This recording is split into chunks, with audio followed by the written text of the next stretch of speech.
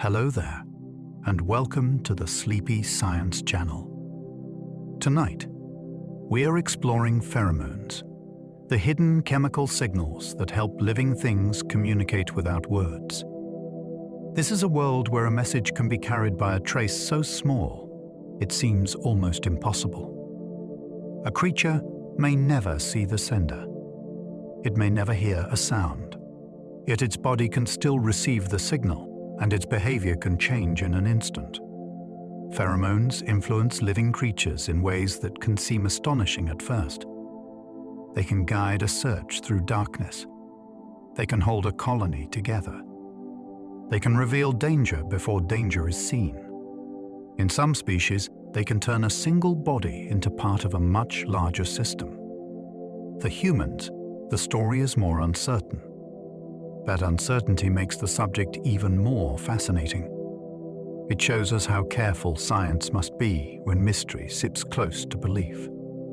If you enjoy these gentle journeys, I invite you to like, subscribe, or share a thought below. It helps others find their way here too, one sleepy soul at a time. But for now, there's nothing you need to do but relax. Let your shoulders soften. Allow your breathing to slow.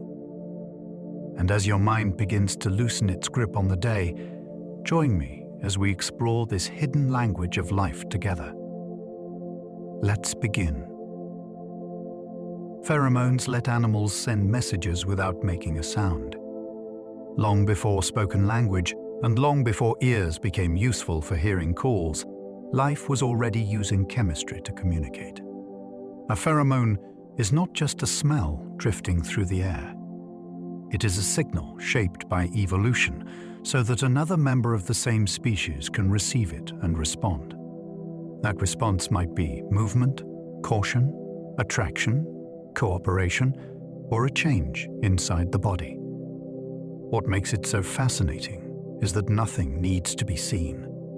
Nothing needs to be explained. One creature releases a molecule, and another creature behaves as though it has received instructions.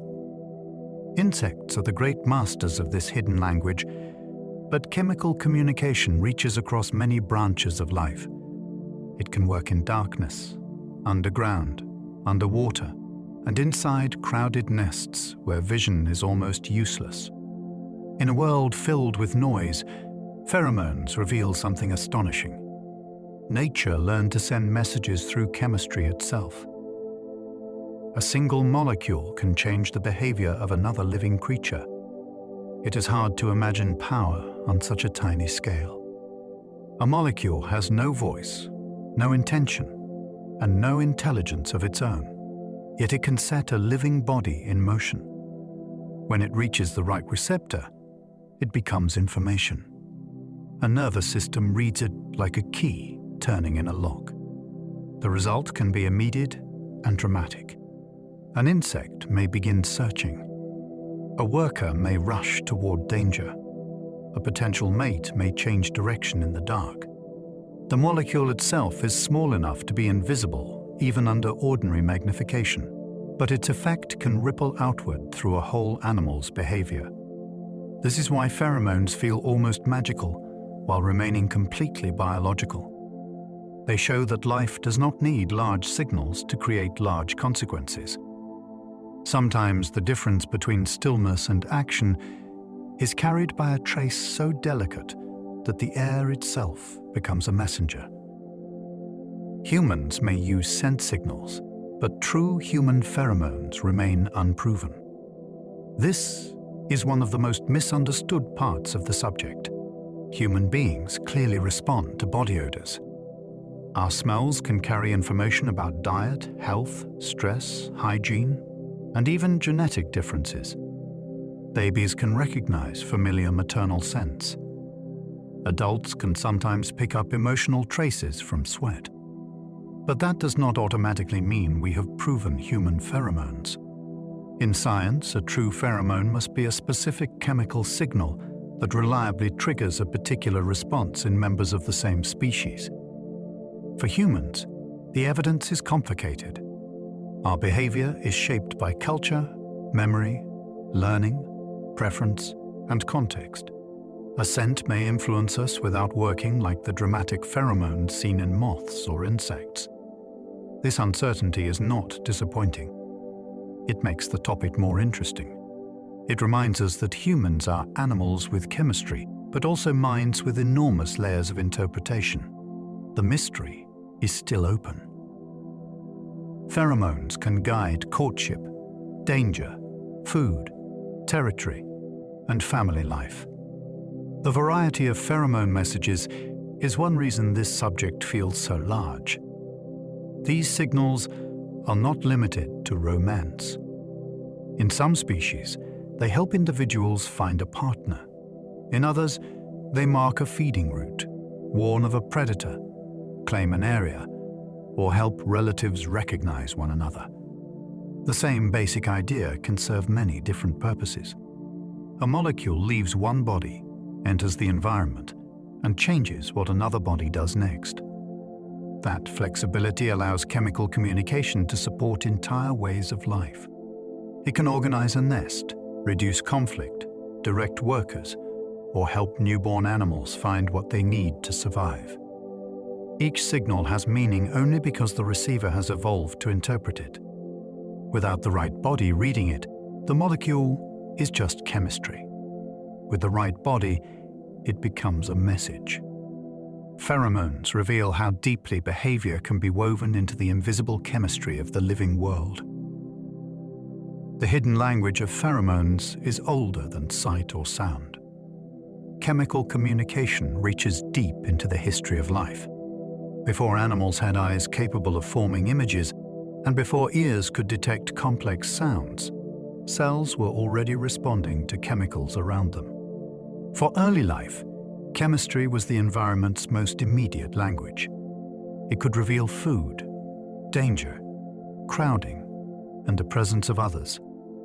Over time, some chemical cues became true signals, produced because they changed the behavior or biology of another member of the same species. This ancient origin helps explain why pheromones are so widespread.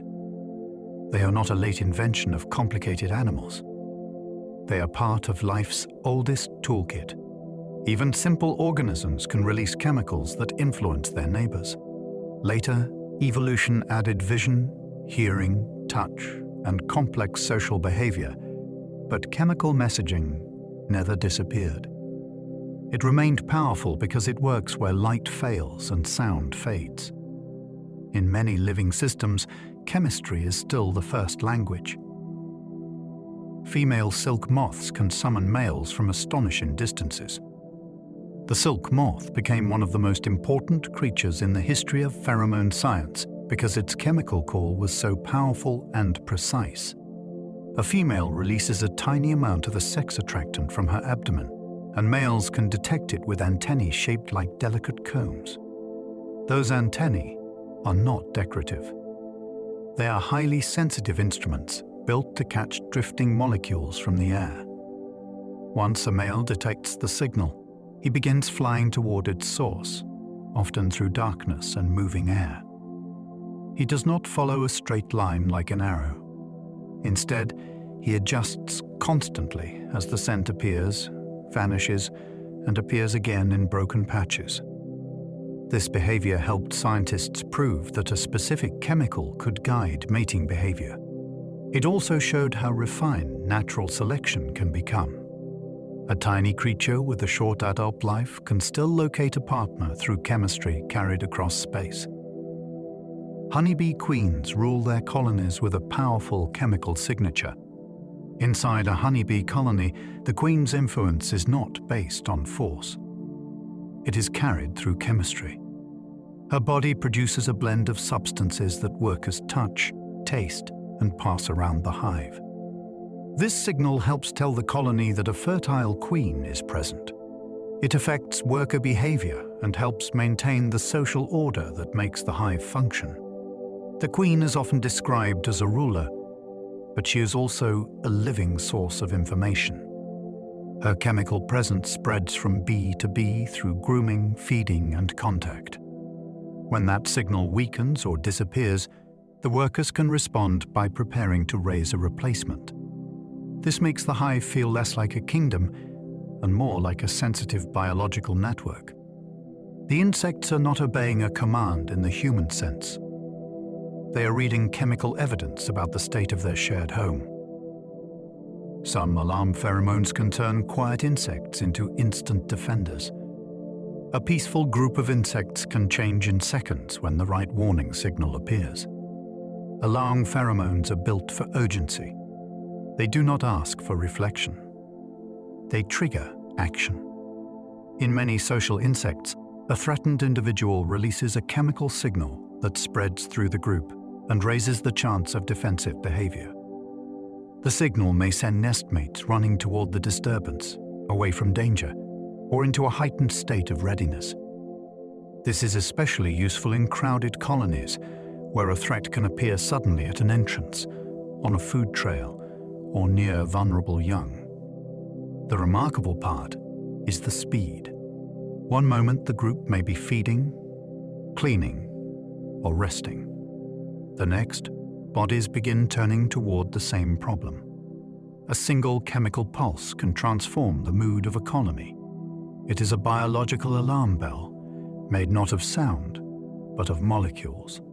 A colony can behave like one mind through chemical messages. A social insect colony has no central brain controlling every worker, yet its actions can look strangely unified. Thousands of individuals may forage, defend, nurse young, clean chambers, and repair damage without anyone giving orders. Pheromones help make this possible by turning local information into group behavior. One worker finds something important and leaves a signal. Others respond, and their responses change the strength of the signal. A small discovery can become a collective project. A danger at one point can redirect activity across the nest. The colony becomes intelligent in a distributed way, with decision-making spread across many bodies. This is not thought as humans experience it. It is coordination created through feedback. Still, the result can be breathtaking. A swarm can solve problems that no single member understands.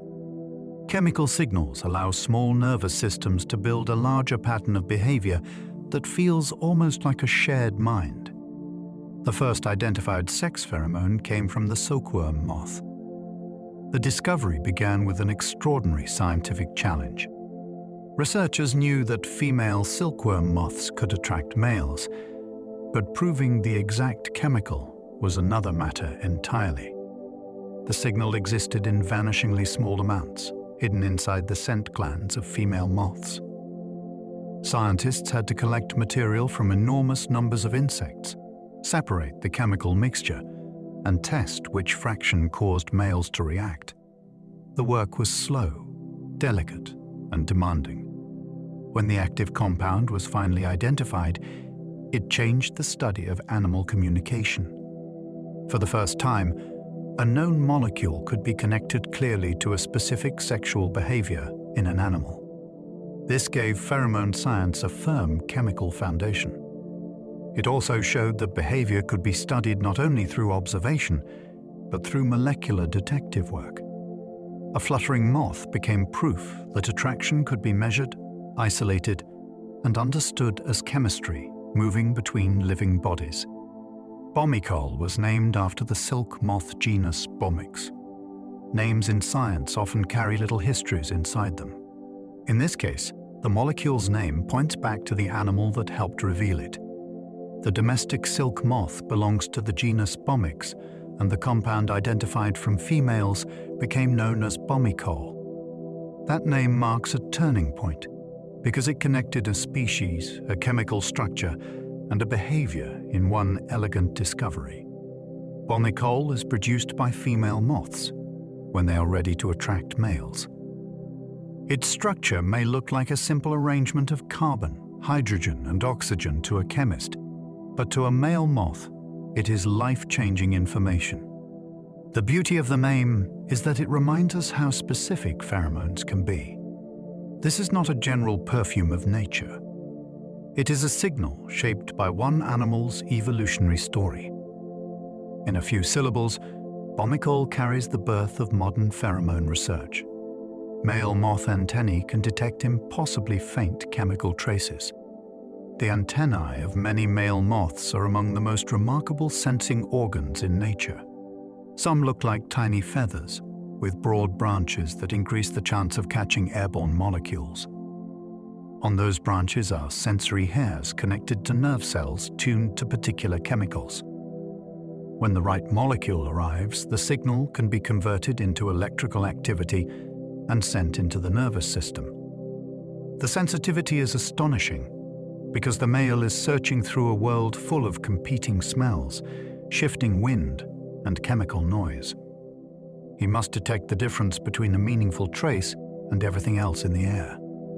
This ability is not just impressive biology. It is survival compressed into anatomy.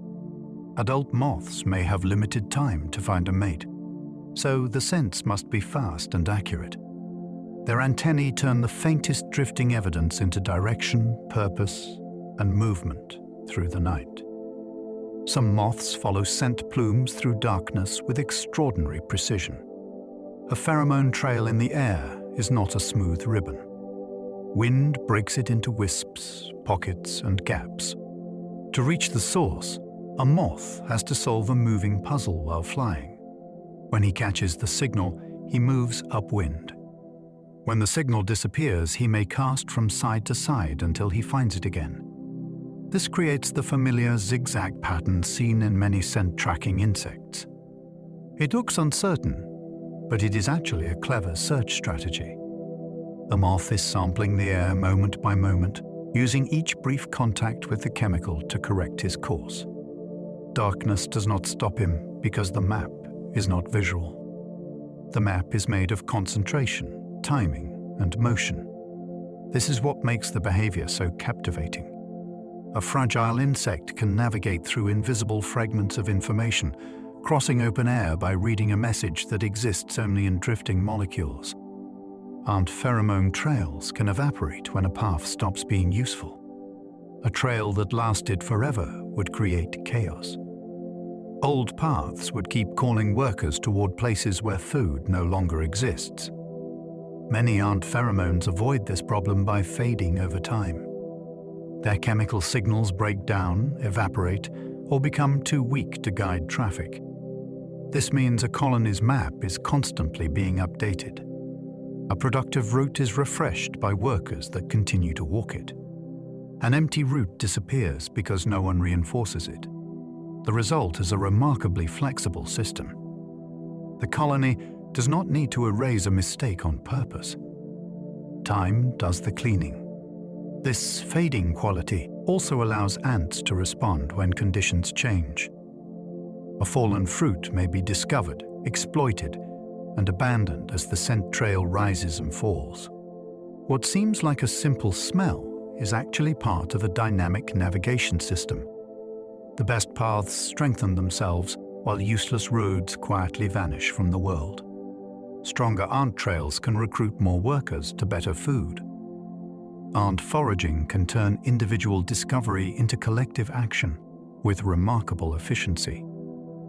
When a worker finds a rich food source, she often returns to the nest while depositing more pheromone than she would for a poor source. Other workers are more likely to follow the stronger route. If they also find valuable food, they add their own signal on the way back. This creates a feedback loop. Better resources tend to produce stronger trails, and stronger trails draw more workers. The colony can therefore shift labor toward the most useful option without a manager comparing choices.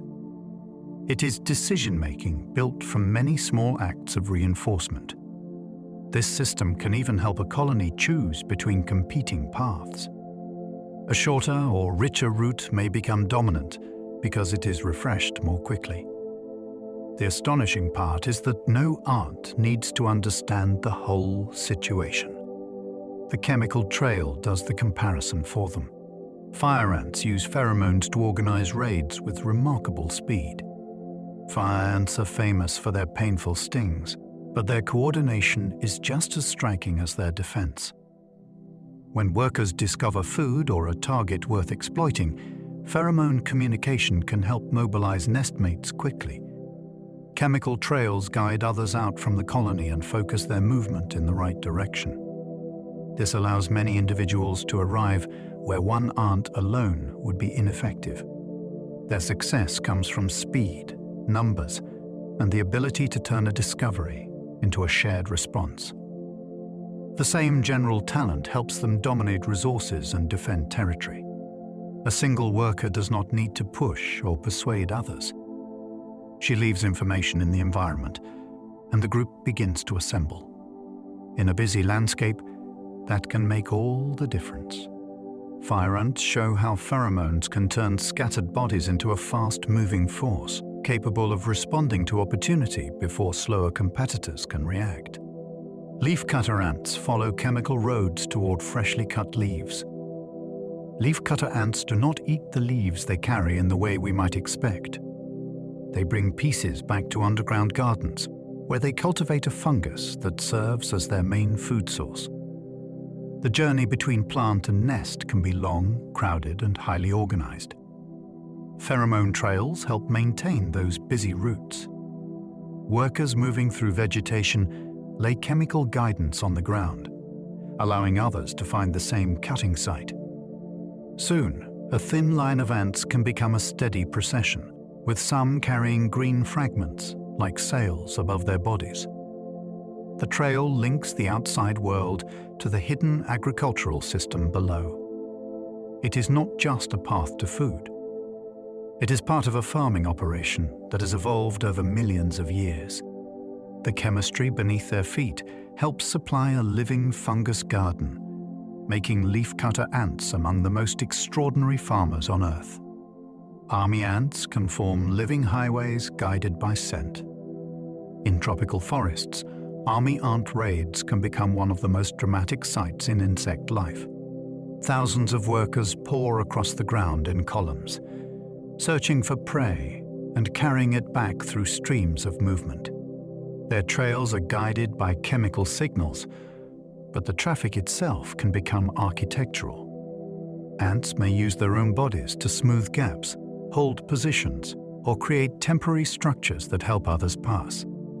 The result can look like a living road system. Scent provides direction, while the bodies of the ants provide flow and stability. These raids are not random wandering. They are organized searches that can sweep through leaf litter with astonishing force. No single ant sees the whole raid. No single ant plans the route from above. Yet the colony advances as if it has a purpose larger than any one individual. Pheromones help turn motion into a moving society. Termites lay trail pheromones to guide workers through hidden tunnels. Termites live much of their lives in darkness, inside wood, soil, or enclosed passageways. In such places, sight is often useless. Chemical guidance becomes essential. Workers can lay pheromone trails that help nestmates move between chambers, food sources, and construction sites. These signals support the hidden labor that makes termite colonies so impressive. A mound or nest may look still from the outside, but inside it can contain constant traffic, repairs, feeding, and communication. Trail pheromones help keep that activity organized through spaces where landmarks are limited. The tunnel itself can become a chemical corridor, marked by the passage of bodies and the needs of the colony. This is one reason termites can build and maintain structures far larger than themselves. They do not need bright light or open air to coordinate. Their world is written in touch, humidity, vibration, and scent, all working together beneath the surface. Honeybees use alarm pheromones that can smell like bananas. When a honeybee colony is threatened, the warning does not only move through motion or vibration. It can move through scent. One of the best-known alarm compounds released by worker bees has an odor people often compare to ripe banana. To a human nose, that detail may seem almost charming. To other bees, it is a serious message. It can focus attention on a disturbance and prepare nearby workers to defend the hive. The scent is part of a much larger defensive system because a colony must protect its queen, its stored food, and its developing young. A hive is full of life packed into a small space, so speed matters. Chemical warning lets the message spread through the entrance area before every bee has personally encountered the threat. The surprising banana-like note reminds us that nature's signals do not always feel dramatic to us. Sometimes danger arrives wearing a familiar smell from the fruit bowl. A bee sting releases chemicals that call more defenders. A sting is not only a weapon, it is also a signal. When a worker honeybee stings, chemicals associated with the sting apparatus can mark the target and alert nearby nestmates. That means the first defensive act can increase the attention of other bees in the area. From the colony's point of view, this makes sense. A large animal attacking a hive may not be stopped by one worker alone. A coordinated response has a much better chance of driving it away. The chemistry helps turn one point of contact into a wider defensive reaction. It can guide other workers toward the same place, especially when the threat remains near the hive entrance. The cost to the individual bee can be high because a honeybee worker often dies after stinging thick mammal skin. Yet her action may protect thousands of relatives. In that moment, chemistry turns sacrifice into a colony-level warning. Queen bees produce scents that help hold the colony together. A honeybee queen does not manage her hive by walking from worker to worker and giving instructions. Her influence spreads through substances made by her body. Workers contact her, gather traces of these substances, and pass them through the colony during ordinary social interactions. The signal tells the hive that a living, fertile queen is present. That information matters deeply because the queen is the colony's main source of fertilized eggs. When her chemical presence is strong, workers tend to continue their normal tasks. When it is missing, the colony may begin preparing emergency replacements. This creates a social system where stability depends on chemical evidence. The queen's body becomes a living announcement of continuity. The workers are not simply loyal to her as an individual. They are responding to information that helps keep their shared society functioning. In a dark hive, scent can become the feeling of order itself. Worker bees can sense when their queen's chemical signal weakens. A colony is constantly reading its own condition. One of the most important signs is the strength and distribution of the queen's chemical presence. As a queen ages, becomes ill, or fails to move through the hive as effectively, workers may receive less of her signal. The change can be subtle, but the consequences can be enormous. Workers may begin feeding selected larvae in a way that creates new queens. They may prepare for replacement before the colony collapses into disorder. This is not a committee meeting, yet it functions like a biological assessment. The workers are sampling the chemistry of their society and responding when the evidence changes. In that sense, a hive is not only alive with bees, it is alive with monitoring. Every contact, every exchange of food, and every movement through the comb helps update the colony's understanding of itself. Chemistry becomes a form of diagnosis. Queen pheromones can suppress reproduction among worker bees. Inside a honeybee hive, most workers are female, yet they usually do not lay eggs while a healthy queen is present. Part of this restraint is social and part of it is chemical. Substances associated with the queen can influence worker physiology and help reduce the development of worker ovaries. This effect supports the colony's reproductive plan. Instead of many workers competing to reproduce, the group focuses on caring for the queen's offspring. The result is one of nature's most striking examples of cooperation built through evolution.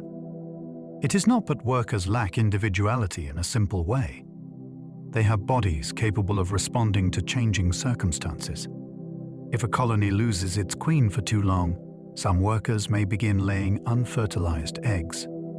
The normal chemical balance has broken. Until then, the queen's signal helps hold back conflict inside the hive. A molecule can help keep a society from turning against itself. Young honeybee queens change their pheromones as they mature. A queen's chemical identity is not fixed from the moment she emerges. It develops as her body changes. A newly emerged queen has not yet completed the journey toward full reproductive maturity. After mating and beginning her role inside the colony, her chemical profile becomes more closely associated with fertility and queen status. Workers respond differently to these changes because the scent gives clues about what stage of life she has reached. This matters during moments of transition, such as queen replacement or colony reproduction. Several young queens may emerge during swarming or requeening, and the colony must navigate a tense period before one becomes established. Chemical differences help shape how workers respond. They can affect attraction, retinue behavior, and acceptance. The deeper wonder is that identity in the hive is partly written by chemistry over time. A queen becomes socially complete not just through birth, but through signals that mature with her. Bumblebee queens use scent to influence workers inside the nest. Bumblebee colonies are smaller than honeybee colonies, but their social lives are still shaped by chemical control. A queen starts the nest, lays eggs, and produces signals that influence the behavior and reproductive condition of her workers.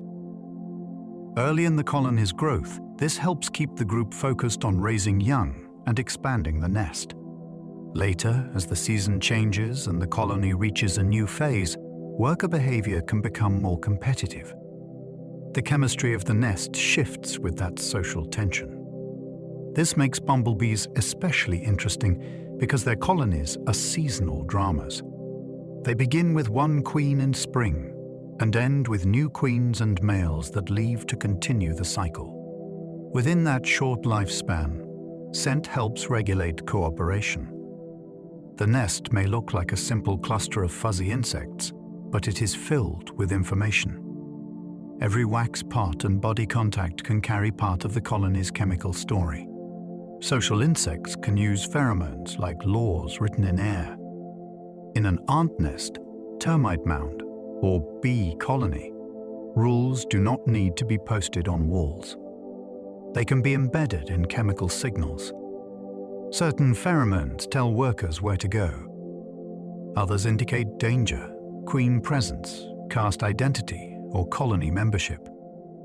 The power of these signals lies in their reliability. If the right chemical appears in the right context, many individuals respond in a predictable way. That predictability creates order. It helps a society function even when no member understands the whole system.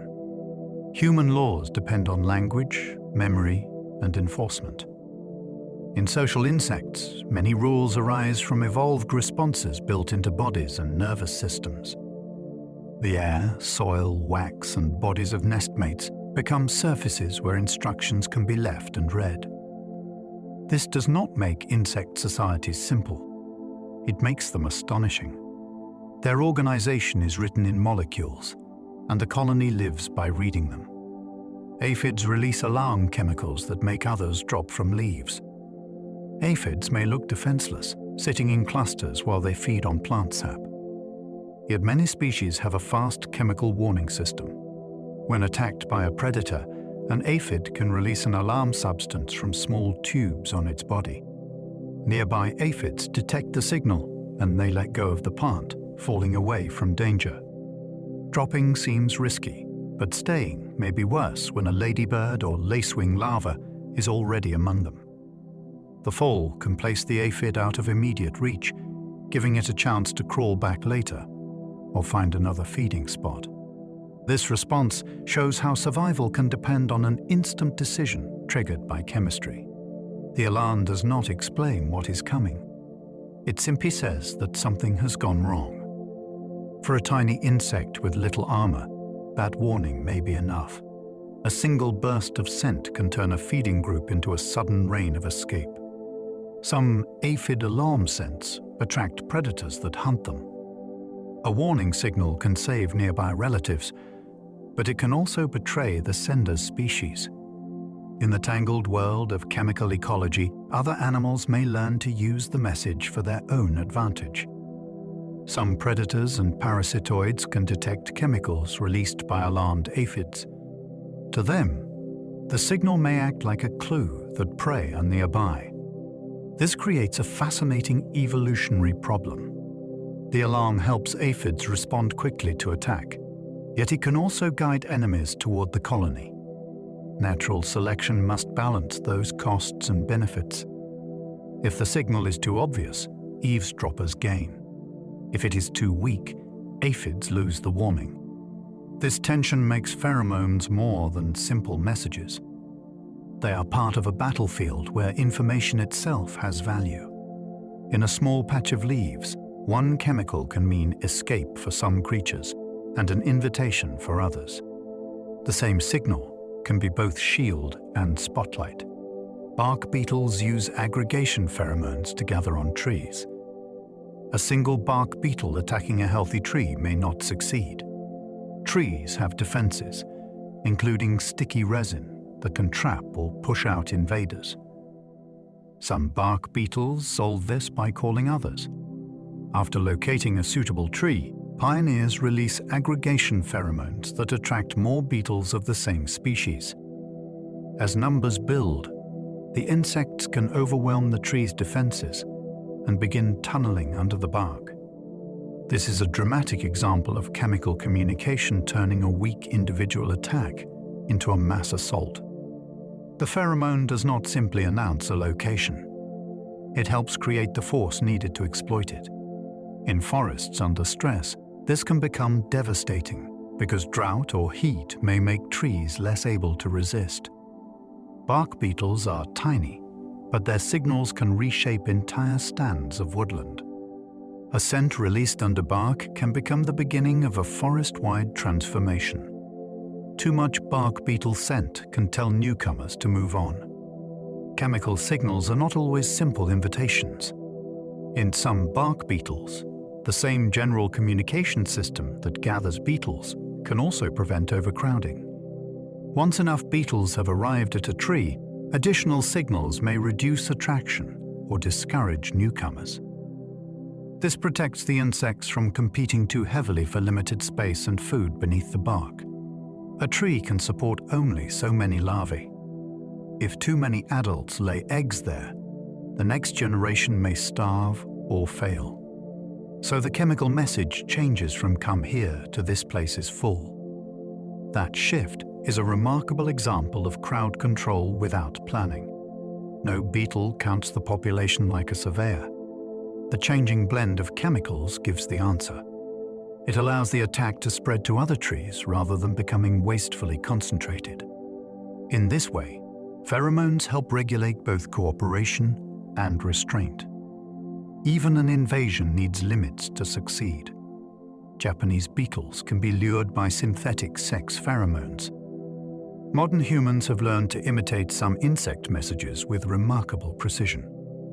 Japanese beetles are a clear example. Scientists identified chemicals that attract these beetles, and synthetic versions can be used in traps. The idea is simple, but powerful. Instead of searching for beetles by eye, people place a signal in the environment that beetles are already prepared to follow. The insects respond because the lure resembles information from their own biological world. This does not make the problem vanish by itself, and traps must be used carefully. Poor placement can draw beetles toward plants rather than away from them. Still, the principle is fascinating.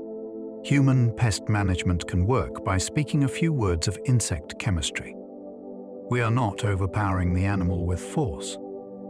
we are borrowing its communication system. A small dispenser can become a false promise in the air, redirecting behavior through an ancient sensory pathway. Farmers use pheromone traps to track destructive insect populations. In agriculture, knowing when a pest is present can be just as important as knowing how to kill it. Pheromone traps help farmers and researchers detect insects before damage becomes obvious. A trap baited with the right chemical lure can reveal whether adults of a particular species are active in a field or orchard. By checking traps over time, growers can estimate when populations rise, when mating flights begin, and when vulnerable crop stages may be at risk. This can make pest control more precise. Instead of treating blindly, farmers can respond to evidence. The trap becomes a listening device for a world humans cannot smell properly. It translates insect activity into counts on a sticky card or inside a container. That information can save money, reduce unnecessary chemical use, and protect crops. It is a beautiful reversal. The insects evolved pheromones to find one another, and we use those signals to find them. Pheromone confusion can stop pests from finding mates. One of the cleverest uses of insect pheromones is not trapping, but disruption. In some crops, growers release large amounts of synthetic sex pheromone into the air. The goal is to flood the environment with false signals. Males searching for females encounter scent everywhere, but they cannot locate the real source. The message becomes too common to be useful. This technique can reduce successful mating and lower the number of damaging larvae in the next generation. It works best when the target insect relies strongly on a specific chemical signal and when the treated area is managed carefully. What makes the method so elegant is that it does not need to poison the insect directly. It interferes with communication. The animal's own search system becomes overwhelmed by imitation. In a field filled with invisible decoys, attraction turns into confusion, and the life cycle that depends on precision begins to falter. Some orchards use mating disruption instead of heavier insecticide use. In fruit production, timing and precision matter because larvae can damage crops from the inside. For certain moth pests, growers may hang dispensers or use other devices that release synthetic pheromones through the orchard. The scent spreads among the trees and makes it harder for males to locate females. When it works well, fewer eggs are fertilized and fewer larvae appear later to attack fruit. This approach can become part of integrated pest management, where monitoring, biological knowledge, and targeted action are combined. It does not mean every insecticide disappears in every case. Weather, pest pressure, orchard size, and neighboring land can all affect success. But the idea is powerful. Instead of treating the orchard as a battlefield, growers can turn it into a maze of misleading signals. The trees remain standing in ordinary sunlight, while the real struggle happens in the chemical space between insects trying to find one another. Synthetic pheromones can protect crops by imitating nature's signals. A laboratory-made molecule can sometimes do what a living insect's body does. When chemists identify the structure of a pheromone, they may be able to produce it and use it in the field. These imitations can attract pests into traps, confuse mate searching, or help scientists monitor seasonal patterns. The value comes from specificity. A pheromone lure often affects one target species or a small group, rather than every insect nearby. That matters because farms are also home to pollinators, predators, and harmless species that play useful roles. Chemical mimicry gives humans a more selective tool. It is not perfect, and it requires careful knowledge of the insect's biology. Yet it represents a different way of working with nature. Instead of relying only on broad pressure, we study the private language of a pest and repeat one phrase back to it. The crop is protected because the insect believes a message that is not really there. Codling moth control often depends on carefully timed pheromone release. The codling moth is notorious because its larvae can tunnel into apples and pears. By the time damage is visible, the larva may already be protected inside the fruit. That is why timing matters so much. Pheromone-based control focuses on the adult stage, especially the period when males search for females. Growers may use traps to monitor flight activity and dispensers to interfere with mate finding. If the release begins too late, mating may already have occurred. If coverage is uneven, some males may still locate females. This makes the method a lesson in both chemistry and timing. The orchard must be treated as a changing system, not a static place. Temperature, season, and insect development all matter. Done well, pheromone release can help prevent the next generation before it starts feeding. The unseen message in the air becomes a defense for fruit that has not yet been touched. Pheromone traps reveal hidden outbreaks before humans notice damage. Many pest insects begin their work out of sight. Eggs may be tucked under leaves. Larvae may feed inside stems, fruit, bark, or stored products. By the time people see the damage, the population may already be established. Pheromone traps give an earlier warning because they target the adult stage. A few captured insects can tell a farmer, forester, or inspector that a species is present and active. This is especially valuable for invasive pests, where early detection can make containment more realistic. The trap does not need to catch every insect to be useful. It only needs to reveal that the hidden population exists. In this way, pheromones become tools of surveillance. They allow humans to listen for biological trouble before the landscape visibly changes. A small trap hanging in a field or forest can hold the first clue to a much larger story beginning nearby. Female cockroaches release scents that draw males from nearby shelters. Cockroaches are often thought of only as pests, but their social and reproductive chemistry is surprisingly complex. In several species, females produce sex pheromones that males can detect while hiding in cracks, crevices, or dark corners. The signal helps bring the sexes together in environments where visual contact is limited. A male may respond by moving toward the source and beginning courtship behavior once he reaches the female. This is another reminder that pheromones often work best where sight is unreliable. Cockroaches are nocturnal and secretive, so chemical signaling suits their world. Their bodies are built to sample surfaces and air with sensitive antennae. To us, a kitchen at night may seem still. To a cockroach, it can be filled with trails, residues, and social information. Even an animal many people dislike becomes more interesting when seen through its senses. Its hidden life is organized by chemistry we barely notice. Cockroach aggregation pheromones help groups choose shared hiding places. Not every cockroach signal is about mating. Some chemicals help individuals gather together in shelters. These aggregation signals can come from body odors, fecal material, or surfaces where cockroaches have spent time. The result is that a suitable hiding place becomes more attractive after others have used it. This creates clusters in cracks and protected spaces where warmth, darkness, and contact with other cockroaches may improve survival. Grouping can reduce water loss, help young individuals develop, and provide information about safe shelter.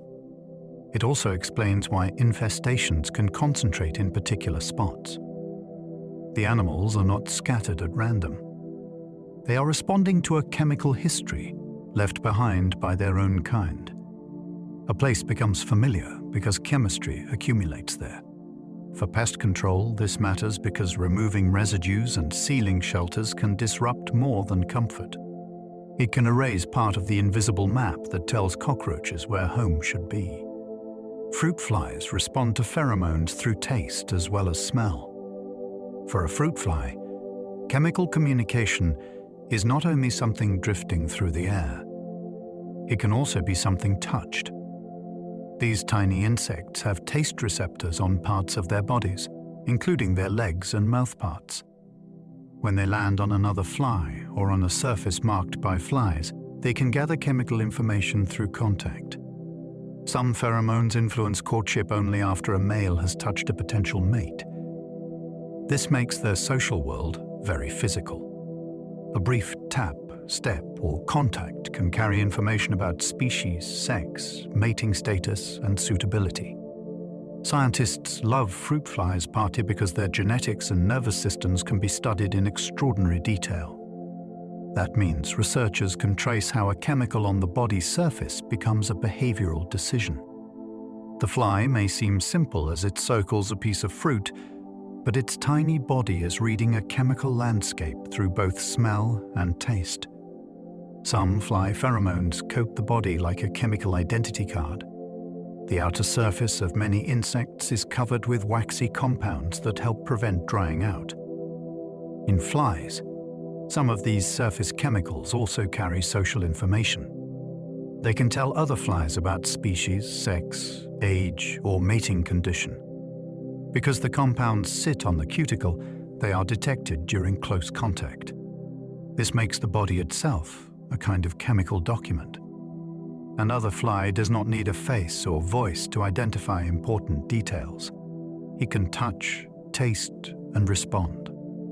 The idea is astonishing because identity becomes something spread across the skin-like surface. These chemical coatings can evolve quickly, helping related species avoid mating mistakes. They can also shift with development or after mating. To us, a fruit fly may look like a speck in the air. To another fly, that speck carries a readable profile. Its body is not blank. It is labeled in molecules. Male fruit flies can leave anti-courtship signals after mating. In some fruit flies, mating changes the chemical world around the female. A male may transfer substances that reduce the chances of other males courting or mating with her afterward. These signals can act as a chemical form of competition. The first male does not simply leave after mating with no further influence. Through transferred compounds, he may affect how the female smells or how she responds. This can protect his reproductive investment, at least for a time. The strategy reveals how intense sexual selection can become at a microscopic scale. Courtship is not only song, movement, and pursuit. It can continue through molecules left behind after contact. For scientists, these systems are valuable because they show how behavior, reproduction, and chemistry are linked. A tiny fly becomes the stage for a hidden contest. The drama is not loud, but it can shape which genes move into the next generation. Drosophila pheromones helped scientists decode genes behind social behavior. The fruit fly Drosophila has become one of biology's most important laboratory animals. Its pheromones helped researchers connect molecules, genes, nerves, and behavior in a way that few creatures allow.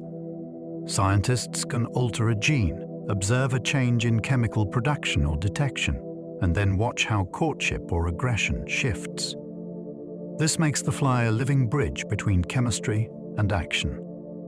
The work has revealed that social behavior is not vague or mysterious in every detail. Parts of it can be traced through cells and circuits.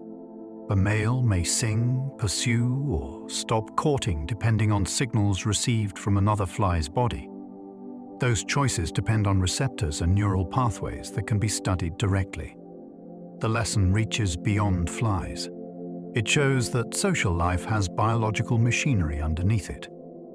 Even the smallest animal interaction may contain a chain of cause and effect running from a molecule to a movement.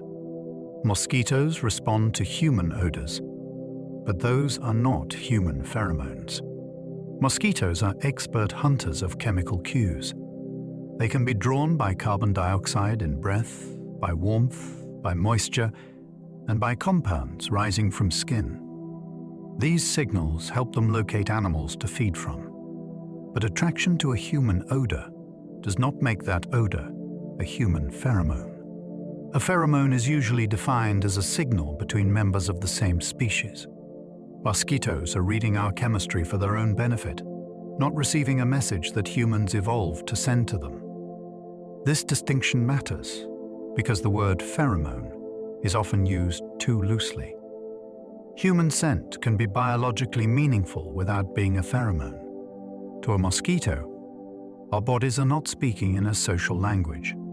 They are giving off clues. The insect has evolved to exploit those clues with terrifying skill. So the next time one finds you in the dark, it is not magic. It is chemical tracking. Mosquito attraction depends on breath, skin chemistry, warmth, and microbes. Some people really do seem more attractive to mosquitoes than others, and the reasons are layered. Breath provides carbon dioxide, which can alert mosquitoes from a distance. As they move closer, skin temperature, body moisture, and odor compounds become more important. Many of those odors are shaped by the microbes living on the skin. These microscopic residents break down sweat and other secretions into volatile chemicals that mosquitoes can detect. Genetics, recent activity, clothing, and environment can all affect the final scent profile. That is why attraction is not controlled by one simple ingredient. It is more like a chemical portrait, built from body and microbiome together. Different mosquito species may prefer different cues, especially because some specialize in particular hosts. The result is a search system that feels personal when you are the one being bitten. In reality, the mosquito is following a complex trail of warmth and chemistry through the night air. Pheromones differ from ordinary smells because they evolved as signals. A smell can be accidental. Smoke, wet soil, fruit, or sweat may carry information to anyone able to detect it. A pheromone is more specific. It is produced because it affects another member of the same species in a way shaped by evolution. That difference is subtle but important. Imagine a flower scent that attracts a bee. That may be communication between species, but it is not usually called a pheromone. Now imagine an insect chemical that attracts a mate of its own kind. That fits the classic idea more closely. The meaning comes from the relationship between sender and receiver. The sender has evolved to produce the signal. The receiver has evolved to interpret it. This turns chemistry into communication rather than mere odor. Without that evolutionary partnership, a molecule may still be detectable and interesting, but it does not hold the same biological role. Pheromones are smells with a purpose built into them. A chemical cue becomes a pheromone only within the same species. The boundary around the word pheromone is one of the most useful ideas in chemical ecology. If a molecule released by one animal affects another animal of the same species in a specific way, it may qualify as a pheromone. If a different species intercepts that molecule and benefits from it, the label changes. The chemistry may be identical, but the relationship is different. This is why definitions matter. A mouse odor that influences another mouse can be a pheromone. If a predator uses that same odor to find the mouse, the predator is eavesdropping on a cue rather than receiving a message meant for it. The distinction keeps the science clear. It also reveals how crowded the chemical world is with overlapping meanings. One molecule can travel through air or water and be interpreted by several creatures at once. For the original species, it may be communication. For another, it may be opportunity. Pheromones help one species by spying on another species' chemistry. In nature, chemical messages are not private. A pheromone is a substance released by one organism that benefits a different species receiving it. The sender does not gain from that interception and may even suffer from it. Predators can use prey odors to hunt. Parasites can use host scents to locate victims.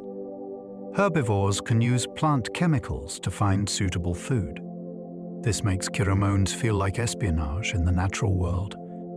One species releases chemistry through ordinary life, and another species turns it into useful intelligence. The concept shows that chemical ecology is not only about conversation, it is also about surveillance. Every odor in an ecosystem may have unintended readers.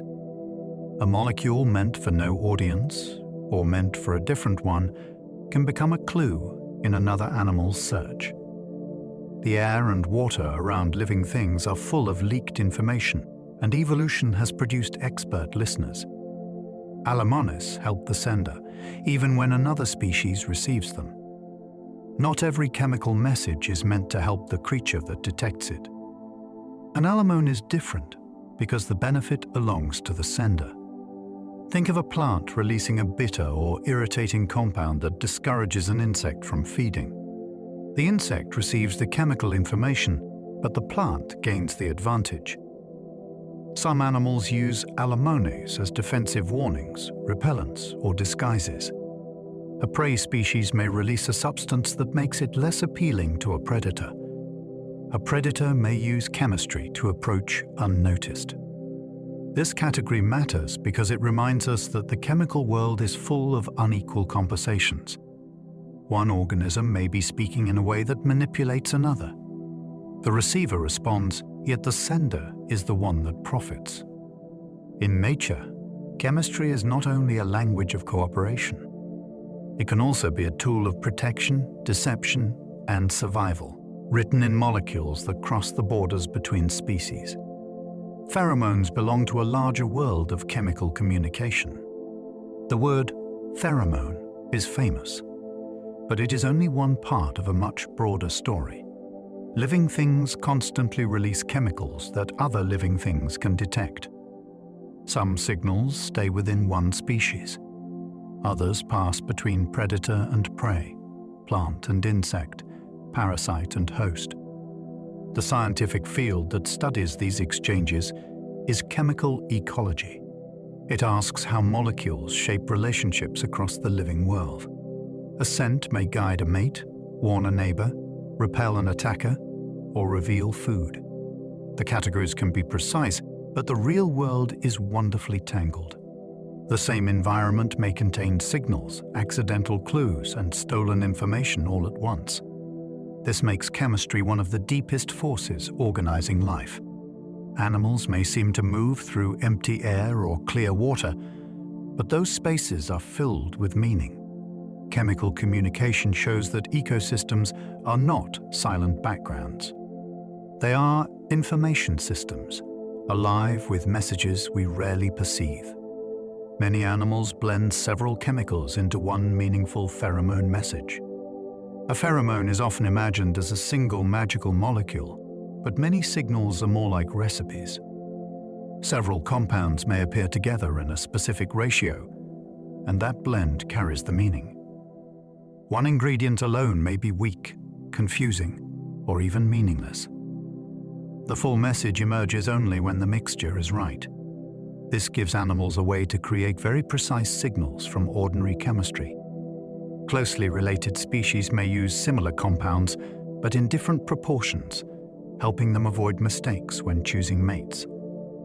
Social insects may use blends to mark colony identity or signal different tasks. For the receiver, the challenge is not simply detecting a smell. It must interpret a pattern. That pattern can identify a species, a reproductive state, or a social role. The wonder is that tiny brains can read these molecular combinations with remarkable accuracy. In the chemical world, meaning often comes from the whole blend, not the single note. A pheromone mixture can mean something different from each ingredient. Chemistry can create meaning in combinations. One compound might attract mild attention. Another might do little by itself. But together, in the right amount, they can produce a strong and specific response. This is one reason pheromone research can be so difficult. Scientists may isolate a molecule and find that it does not recreate the natural behavior. The missing answer may be a partner compound, a ratio, or a background scent that changes how the signal is received. The receiver's nervous system is tuned to the pattern, not just the parts. It is similar to how a chord in music feels different from the individual notes that create it. The components matter, but the relationship between them matters too. For an animal, that relationship may decide whether a signal means approach, ignore, defend, or leave. Pheromone mixtures show that even simple molecules can form messages with layered and surprising precision. Tiny changes in chemical shape can completely change the message. Two molecules can contain the same atoms and still mean entirely different things.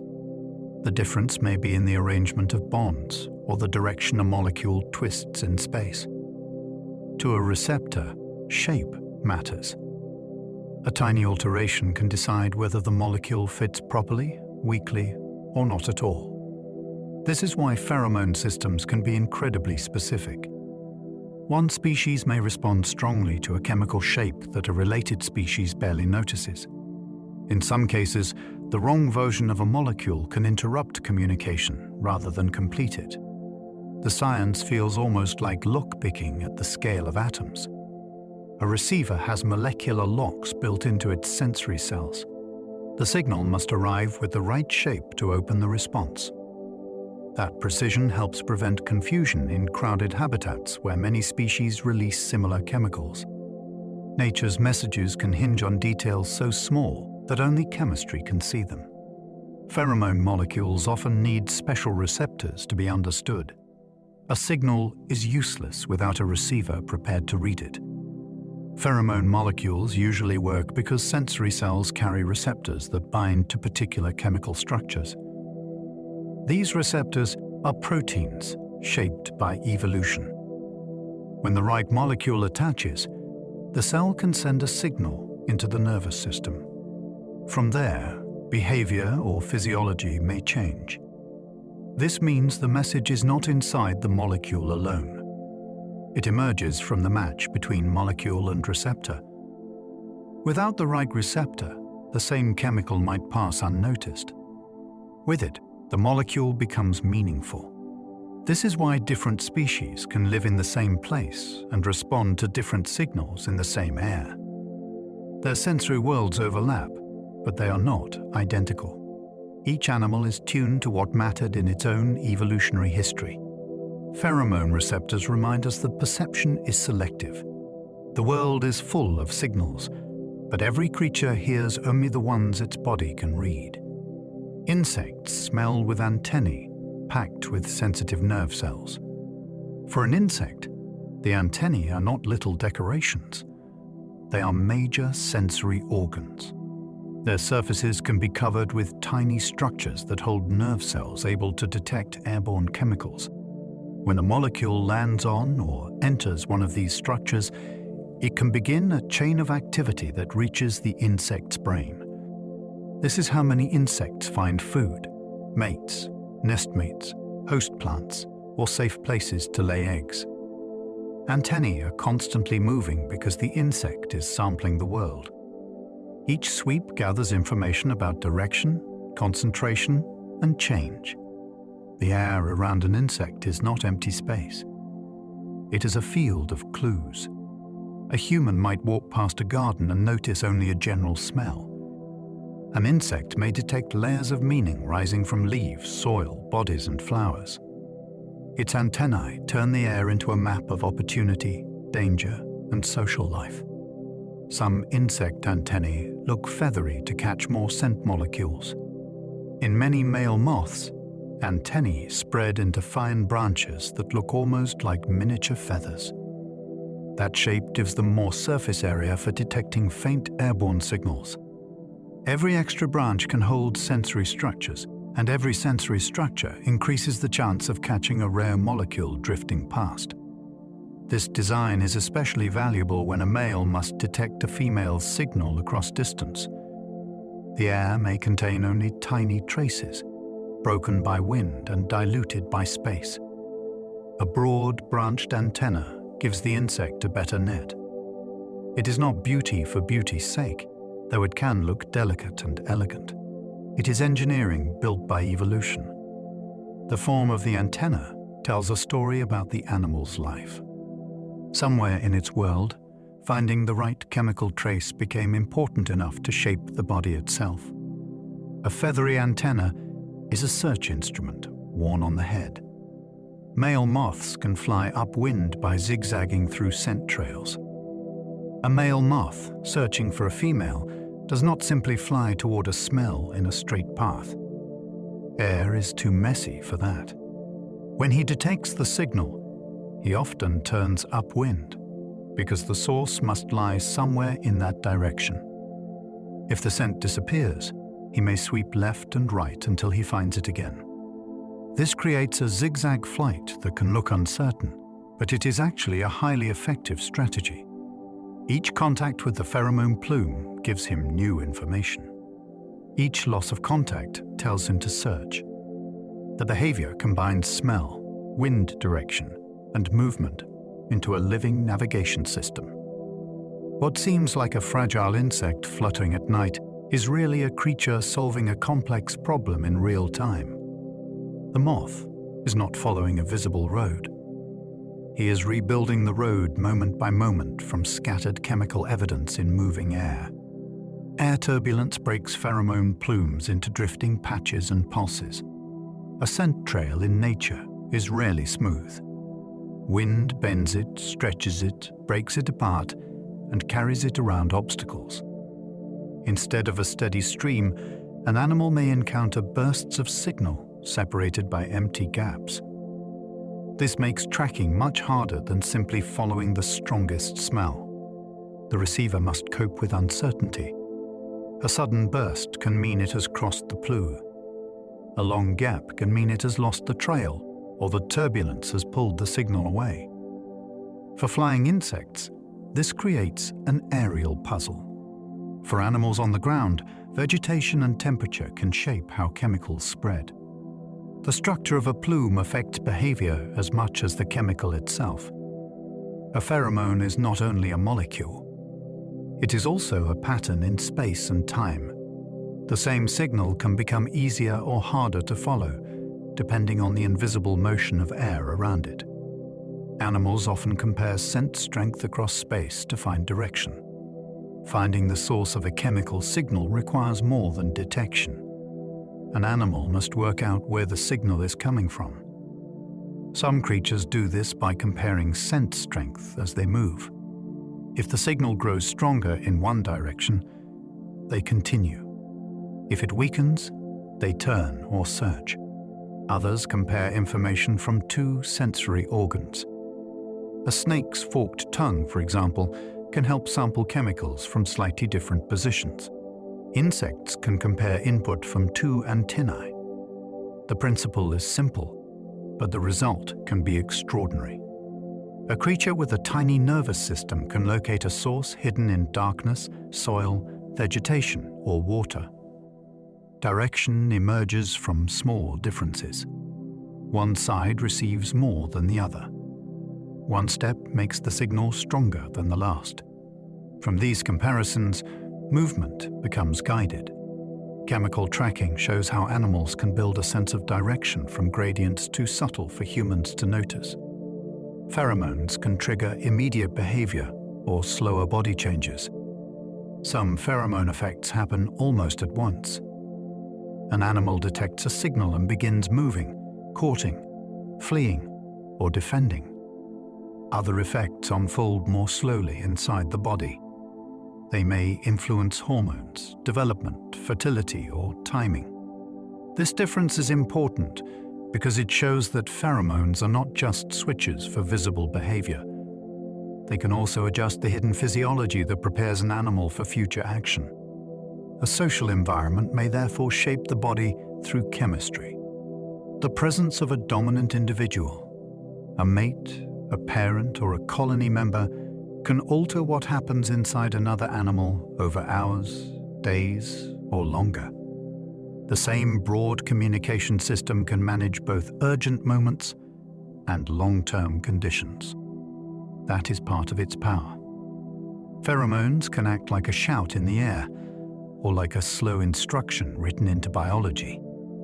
They reach behavior at one speed and development at another. Release of pheromones can provoke quick actions in seconds. A release of pheromone is the kind most people imagine first.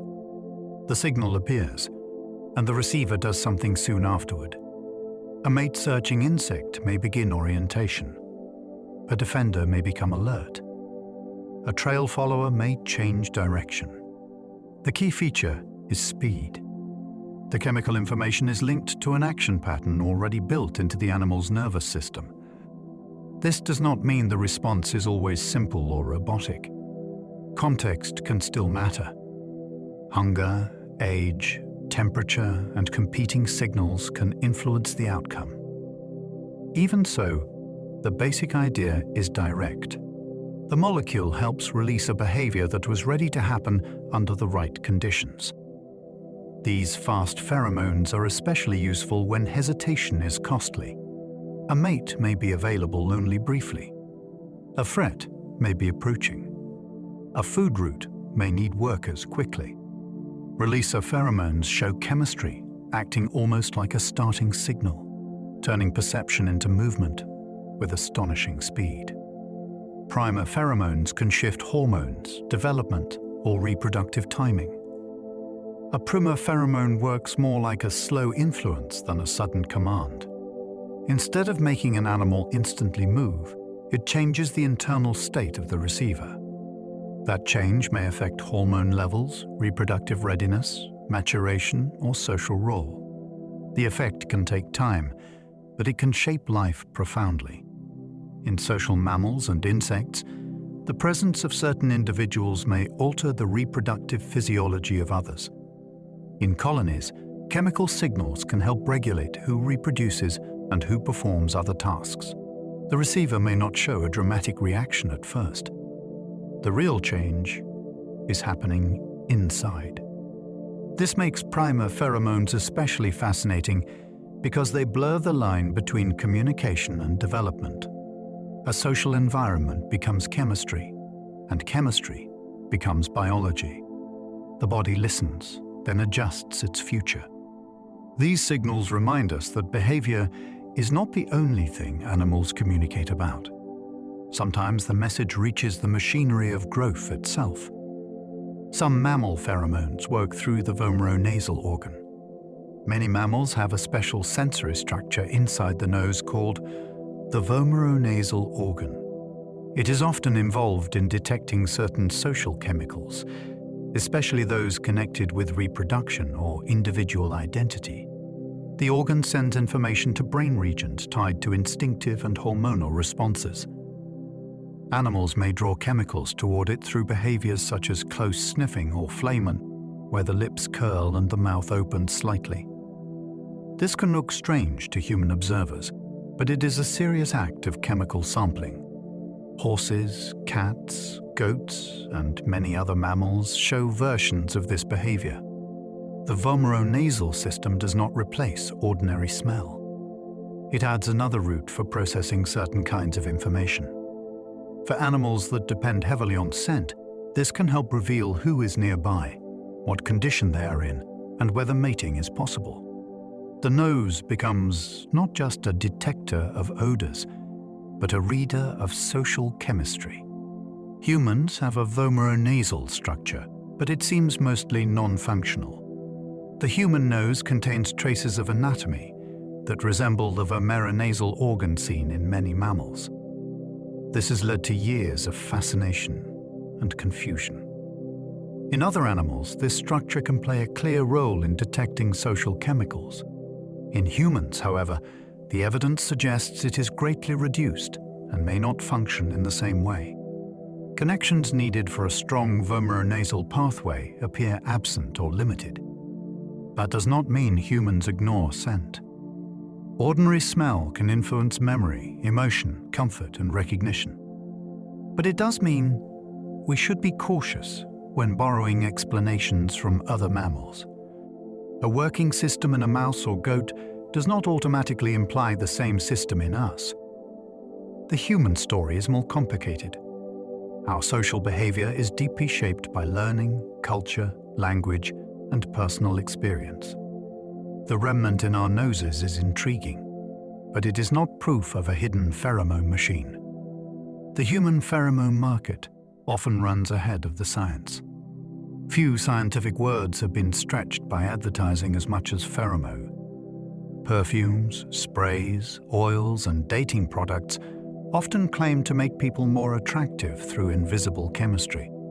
The promise is powerful because it sounds biological, simple, and secret. The evidence is far weaker. Human attraction is influenced by many things, including appearance, voice, familiarity, confidence, shared values, context, and scent. No commercial product has convincingly shown that it can override all of that through a proven human pheromone. This does not mean human body odor is meaningless.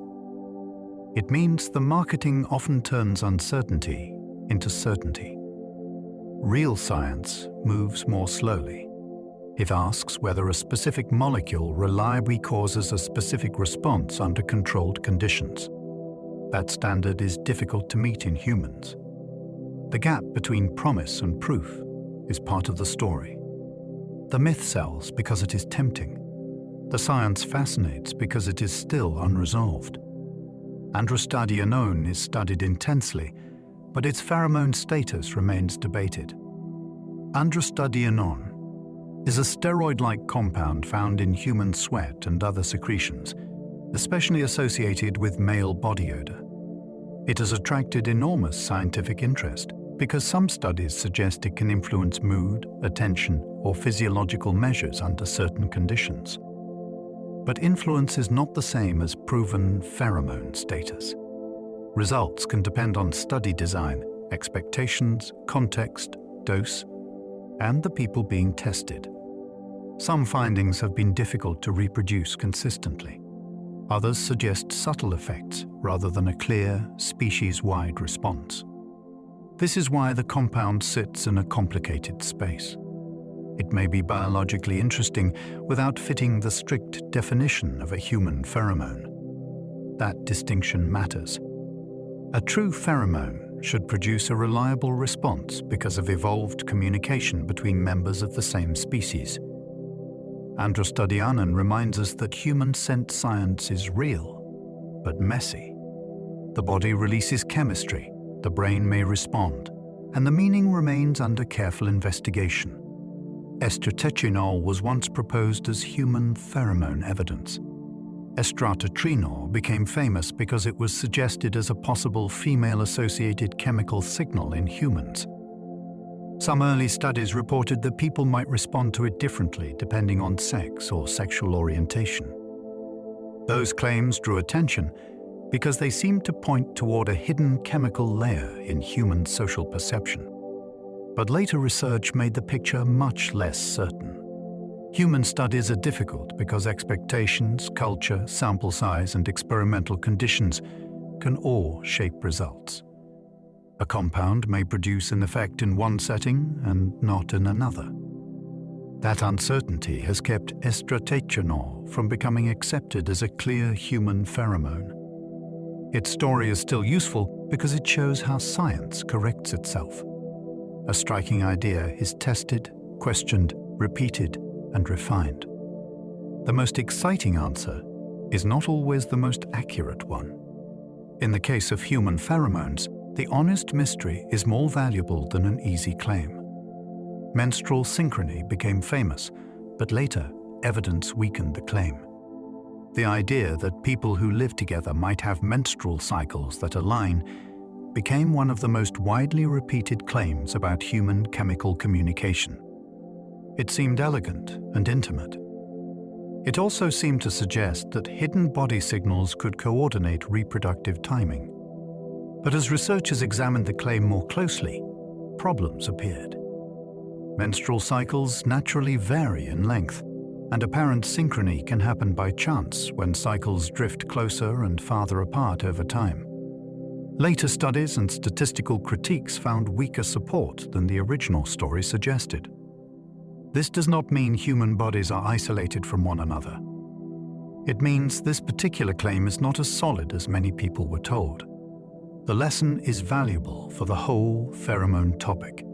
A fascinating idea can spread quickly when it feels right. Science has to ask whether the pattern remains when chance, measurement, and bias are carefully removed. Human attraction relies on far more than any single scent.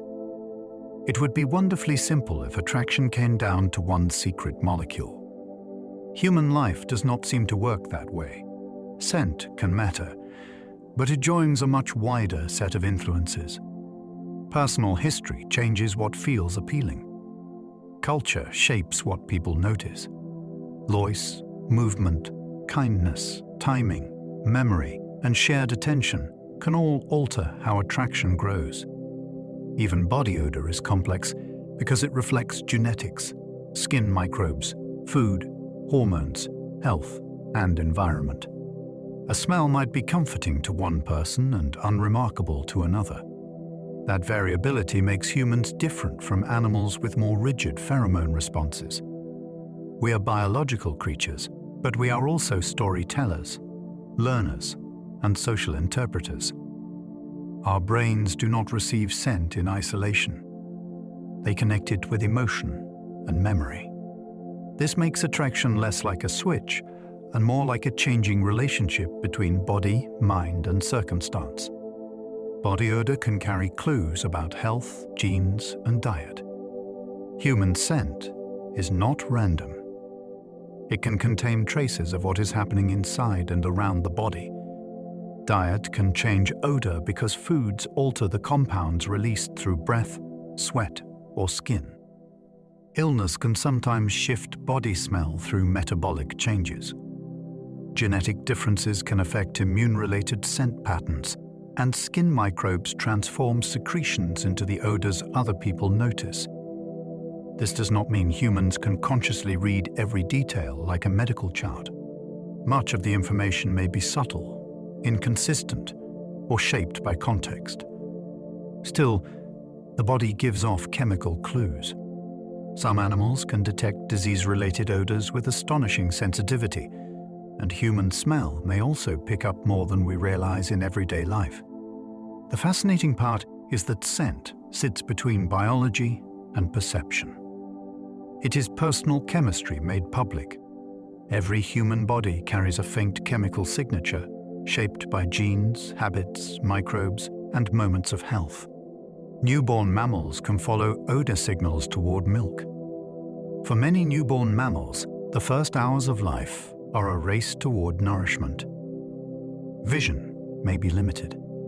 Movement may be unsteady. Yet smell can guide the way. Odors from the mother's body, especially around the nipple or mammary area, help the newborn orient and begin feeding.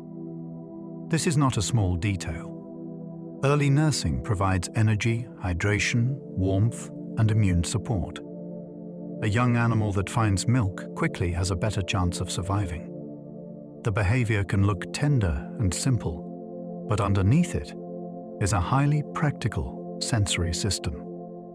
The newborn is entering a bright, cold, complicated world, and chemistry gives it a direction.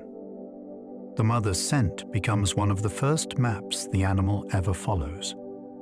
Before it understands anything, before it can explore with confidence, its body is already prepared to read the signals that lead toward life. Rabbit mothers use a memory pheromone that guides newborn nursing. Rabbits offer one of the clearest examples of a mammalian pheromone connected with newborn survival. Mother rabbits nurse their young only briefly, often for just a short time each day. The kids are blind, hairless, and helpless, so they must locate a nipple quickly when the mother arrives. A specific chemical associated with the mother's mammary area helps trigger searching and nipple-grasping behavior. The response is rapid and reliable, which is exactly what the situation demands. There is no time for slow learning during such brief nursing visits. The signal helps bridge that gap. It turns a newborn's limited movements into a focused search for milk. This example is powerful because it meets the strict idea of a pheromone more clearly than many famous human claims. It shows chemical communication at its most urgent and intimate. A tiny mammal survives because its body knows how to follow a molecule. Mouse urine contains pheromones that reveal sex and social status. To humans, mouse urine may seem like waste. To mice, it is rich social information. Urinary chemicals can reveal whether the sender is male or female, dominant or subordinate, familiar or unfamiliar. Mice investigate these marks with intense interest because the information affects mating, territorial behavior, and social decisions. Some signals come from small proteins that bind and release volatile compounds. Others involve molecules detected through specialized smell pathways. A marked corner, pathway, or nesting area can therefore become a chemical notice board. The mouse that left it may no longer be present, but information about that individual remains. This is especially useful for animals that are active in darkness and use hidden routes. Their social world is written across surfaces. Every mark can say something about identity and condition. In the life of a mouse, urine is not merely something left behind. It is a message that waits to be read. Male mouse pheromones can accelerate puberty in young females. In mice, the social environment can influence development in striking ways. Exposure to chemical signals from adult males can speed up sexual maturation in young females. This effect shows that pheromones can reach far beyond immediate behavior. They can alter timing inside the body. From an evolutionary perspective, the presence of adult males may signal reproductive opportunity, making earlier maturation more advantageous under certain conditions. The response involves smell pathways and hormonal systems, linking the outside world to internal development. What makes this so fascinating is the chain of events. A molecule leaves one animal, reaches another, changes activity in the brain, and helps shift the schedule of puberty. That is an astonishing form of communication. It means an individual's body is partly listening to the social chemistry around it. For a young mouse, the scent of an adult male can become information about the future. Female mouse odors can influence male hormone levels. Male mice do not simply notice female odors in a casual way. Their bodies can respond physiologically. Certain chemical cues from females can raise testosterone levels in males and increase reproductive readiness. This makes scent part of the feedback system between social opportunity and internal state. A male encountering female signals may become more prepared for courtship, competition, or mating. The response is not just in the nose. It travels through neural and hormonal pathways, changing the body's chemistry from within. This is one reason mice have been so important in pheromone research. Their scent communication can be studied from molecule to receptor, from brain region to behavior. The story reveals a deep principle. Animals do not perceive the social world as detached observers. They are physically changed by it. A scent can become a hormonal event, and a nearby female can alter a male's biology before any direct contact occurs. Rodents use scent marks like messages posted around territory. A rodent moving through its home range often leaves chemical marks along paths, boundaries, and important objects. These marks can communicate presence, identity, reproductive condition, and ownership. For small animals that are hunted by many predators, direct confrontation can be dangerous. Scent marking allows some information to be exchanged without a face-to-face meeting. One animal can discover that another has recently passed through, then decide whether to avoid, investigate, challenge, or remain alert. The marks also help individuals maintain familiarity with their own space. A territory is not only an area on the ground. It is a chemical landscape refreshed by repeated movement. Over time, certain roots and corners become layered with information. To human eyes, a wall base or patch of soil may look blank. To a rodent, it may carry a record of visitors and claims. The territory speaks, even when its owner is hidden. Dominant mammals often advertise status through powerful scent glands. In many mammals, social rank is not shown only through size or behavior. It can also be broadcast through scent. Specialized glands may produce strong secretions used to mark territory, signal maturity, or advertise dominance. The exact chemistry differs between species, but the function often overlaps. A high-ranking animal may leave more marks, produce stronger odors, or place scent in more noticeable locations. Other individuals can use that information to avoid conflict or assess rivals. This reduces the need for constant fighting, which can injure both winner and loser. Scent becomes a kind of social announcement. It says that the animal was here and that its condition should be taken seriously. In some species, status odors change with hormones, health, and breeding season. The body's internal state reaches the outside world through glands, and the surrounding landscape becomes marked with invisible evidence of power. Ring-tailed lemurs hold stink fights with scented tails. Among ring-tailed lemurs, chemical communication can become theatrical.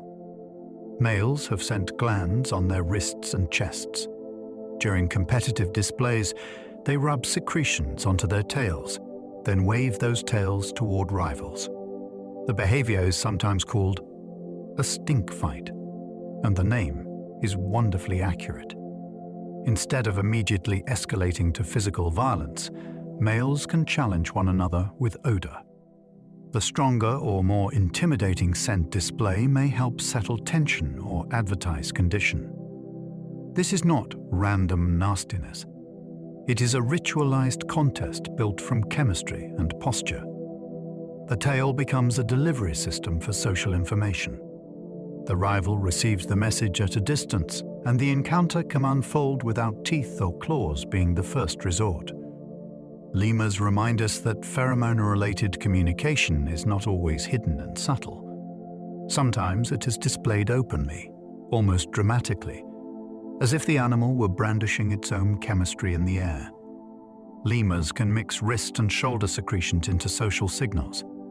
In ring-tailed lemurs, scent is not a single note. Males can combine secretions from different glands, creating a stronger and more complex chemical display.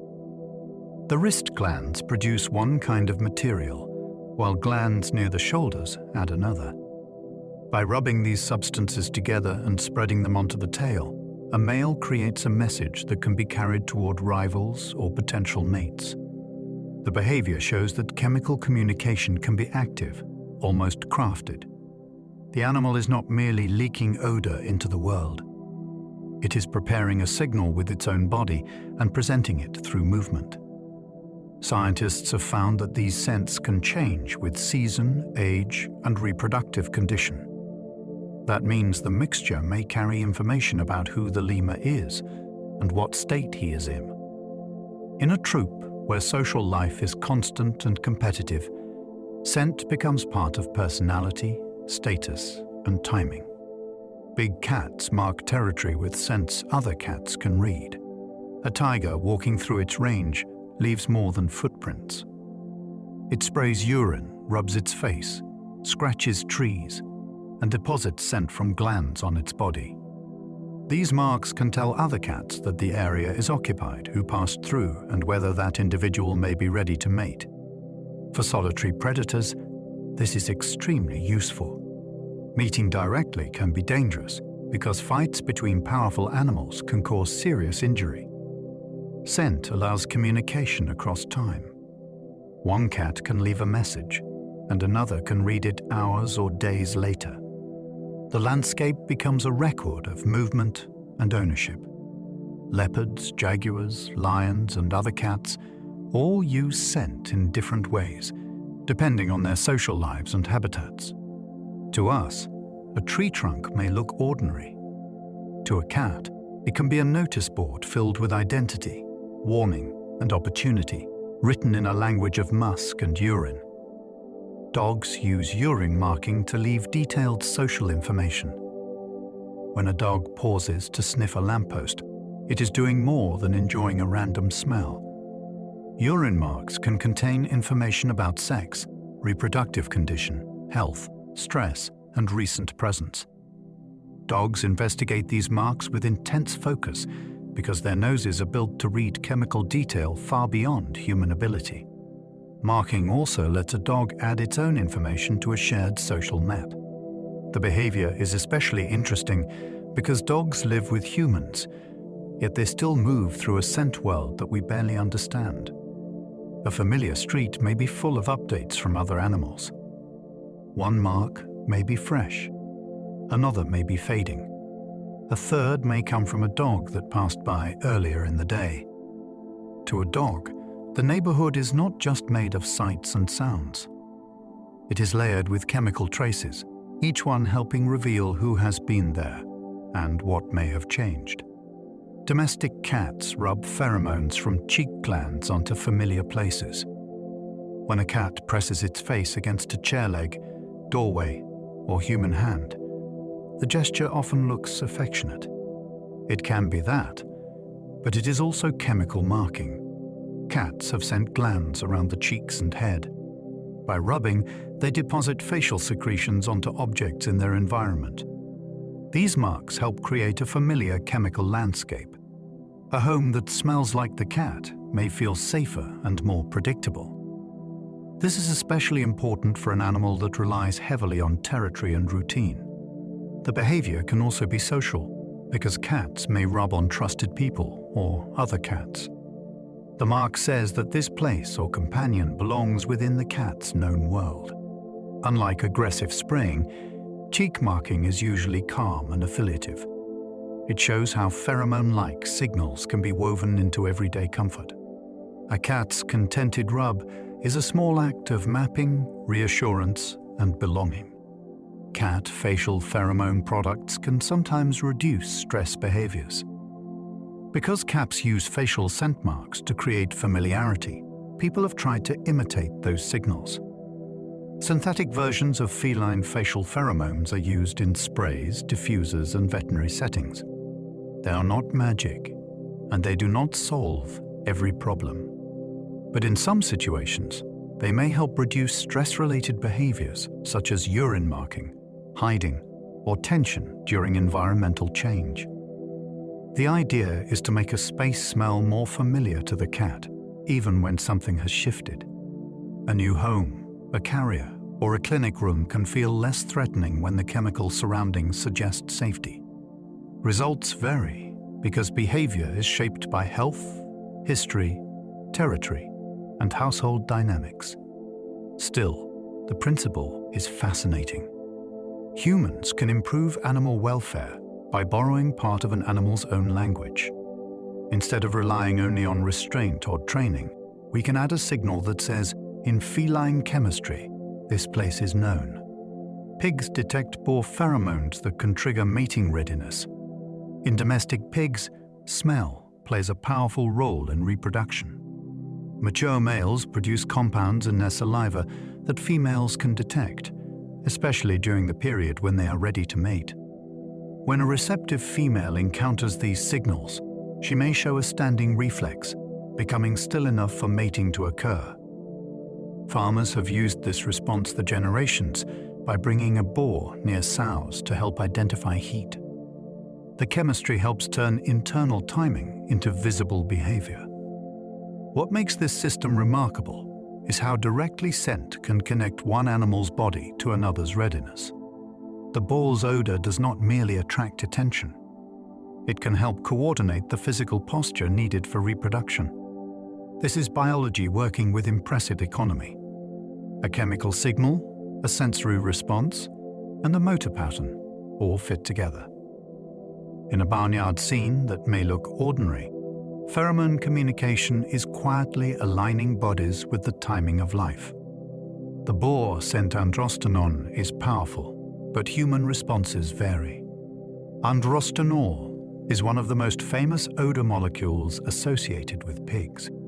It contributes to the strong scent of mature boars and can influence sow behavior. In humans, however, the story becomes strangely personal. Some people find androstenone unpleasant and urine-like. Others describe it as musky or even slightly sweet. Some barely smell it at all. This variation depends partly on genetics, especially differences in odor receptor sensitivity.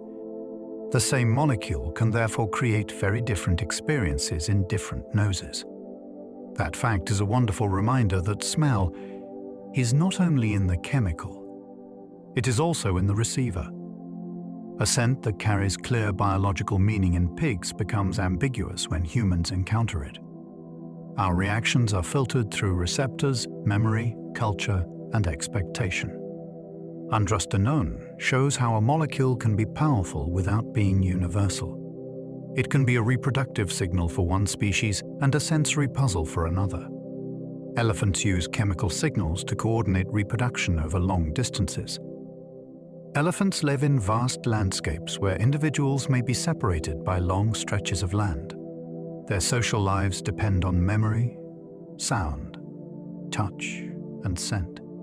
Chemical communication is especially important for reproduction. Female elephants release signals in urine that can reveal when they are fertile, and males investigate these cues carefully.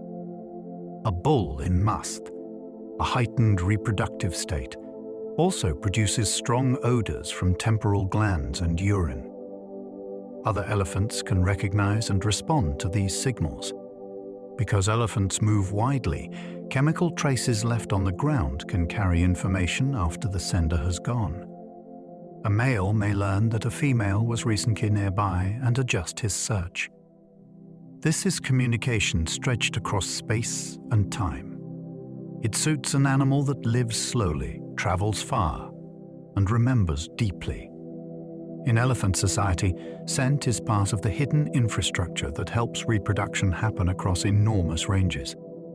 Female Asian elephants release a sex pheromone also found in moths. One of the most astonishing discoveries in pheromone science is that very different animals can sometimes use the same chemical. Female Asian elephants release a compound during fertility that attracts males. That compound is also known from moth communication. This does not mean elephants and moths share the same social world, of course. It means evolution can arrive at the same useful molecule in wildly different bodies. The scale difference is almost comical. A huge mammal and a delicate insect both make use of a similar chemical message in reproduction. For scientists, this is a reminder that chemistry has constraints and possibilities. Certain molecules are stable, detectable, and effective, so life may reuse them in separate lineages. The meaning depends on the receiver. To a male elephant, the signal belongs to an immense and complex mammal. To a moth, it belongs to another night-flying insect. The molecule is shared, but the worlds are entirely different. Snakes can follow pheromone trails with forked tongues. A snake's tongue is one of nature's most elegant chemical sampling tools. When it flicks out, it collects tiny particles from air or surfaces. The forked tips gather information from slightly different points in space. When the tongue returns to the mouth, those samples are delivered to a specialized sensory system in the roof of the mouth. This helps the snake compare chemical strength from left and right. The difference can guide movement along a trail. For mating snakes, this can be crucial. A male may follow the path of a female through grass, soil, or leaf litter, long after she has passed. The forked tongue is not a sign of menace in the way stories often imagine. It is an instrument of orientation. The snake is tasting direction. With each flick, it reads a small piece of the chemical world and turns that information into motion across the ground. Garter snakes emerge from hibernation into swirling mating pheromone trails. In cold regions, Some garter snakes spend winter gathered in underground dens. When spring arrives, they emerge in large numbers, and mating begins almost immediately. Females release chemical signals on their skin that attract males. A single female may be surrounded by many males, forming a moving mating ball. The scene can look chaotic, but it is guided by scent and contact. Males use their tums and vomeronasal system to identify females and assess chemical cues. In some species, males can even show female-like scents, which may create confusion or help with warmth and protection during emergence. The den becomes a living concentration of seasonal urgency. After months of stillness, the ground fills with motion, and chemistry helps organize the rush. Garter snakes reveal how pheromones can be tied to climate, timing, and survival. The first warmth of spring opens the den, and scent begins the next generation. Many fish release alarm substances when their skin is damaged. In water, chemical information spreads differently from air. For many fish, injury itself can become a warning signal. When the skin is damaged, substances from specialized cells may enter the water. Nearby fish detect the change and respond with caution. They may freeze, hide, tighten into groups, or leave the area. This system is sometimes called an alarm substance, rather than a classic pheromone in every case, but its effect can be dramatic. It tells others that something dangerous has happened nearby, even if the predator is no longer visible. The warning is honest, because it usually comes from real injury. There is a grim beauty to that. One fish's wound becomes another fish's chance to survive. In streams, lakes, and ponds, danger can arrive with little sound and low visibility. Chemical alarm gives aquatic animals a way to sense trouble written directly into the water around them. Some fish detect reproductive pheromones carried through water. For aquatic animals, water is not a barrier to scent. It is the medium that carries it. Many fish release chemicals connected with reproductive condition, and others detect those signals through sensitive olfactory systems.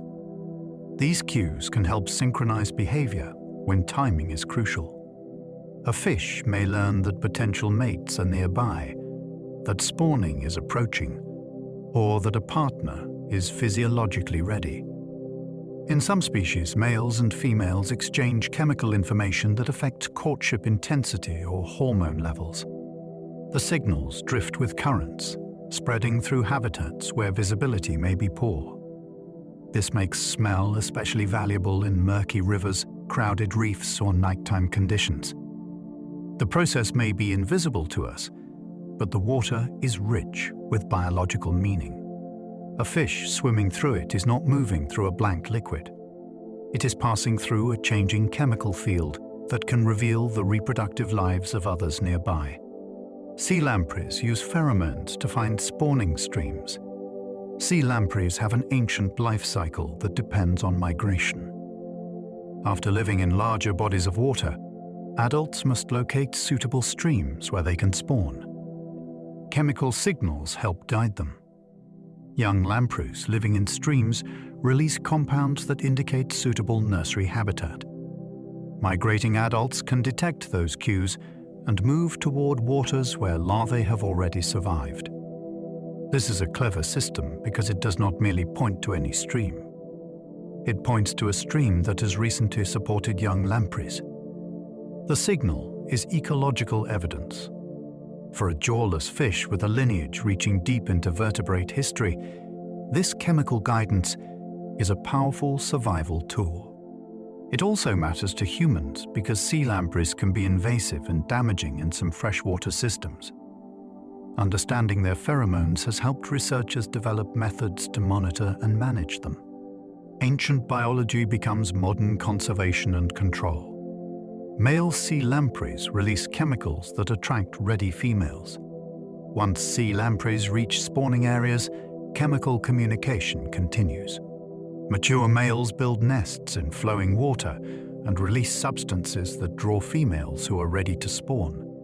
The current carries the signal downstream, allowing females to locate males and suitable nesting sites.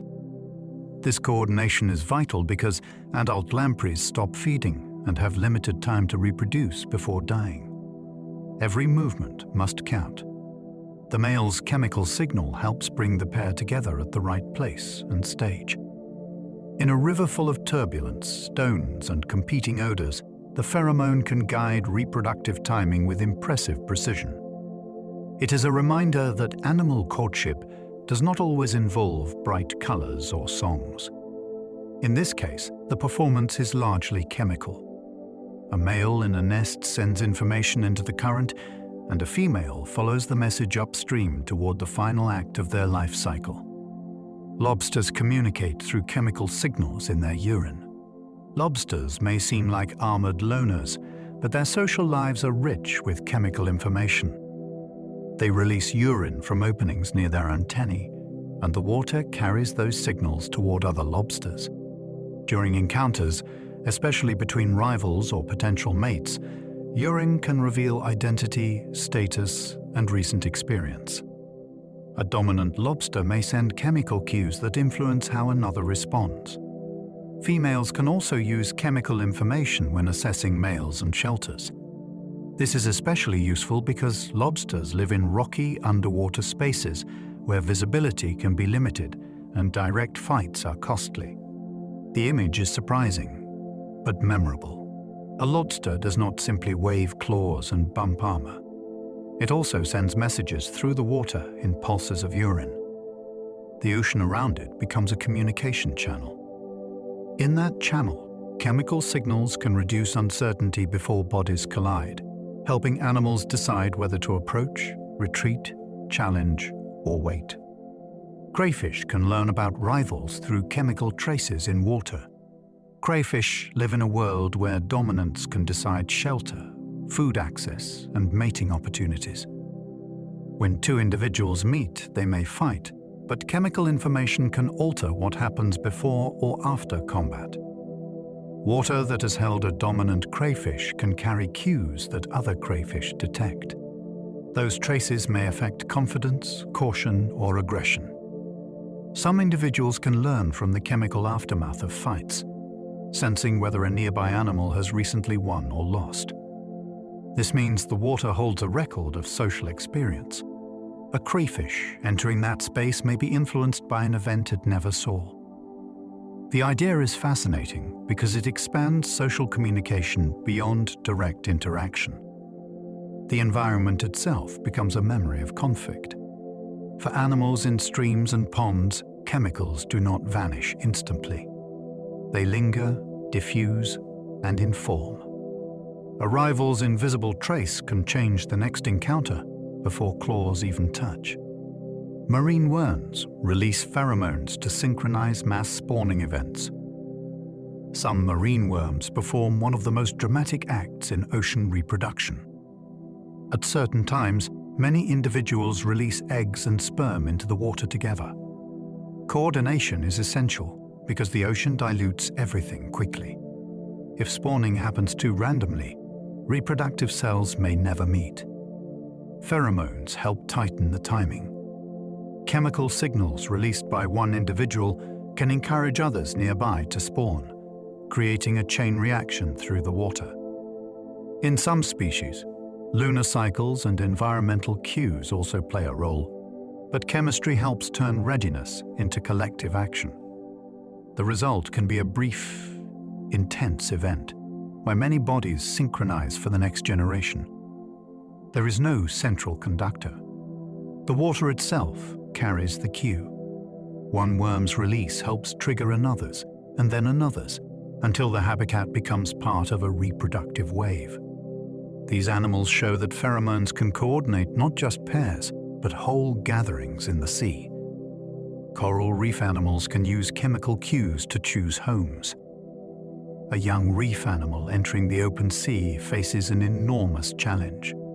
It must find a suitable place to settle, often while still tiny and vulnerable. Chemical cues can help. Larval fish, corals, and other reef creatures may detect substances released by algae, microbes, coral, or resident animals.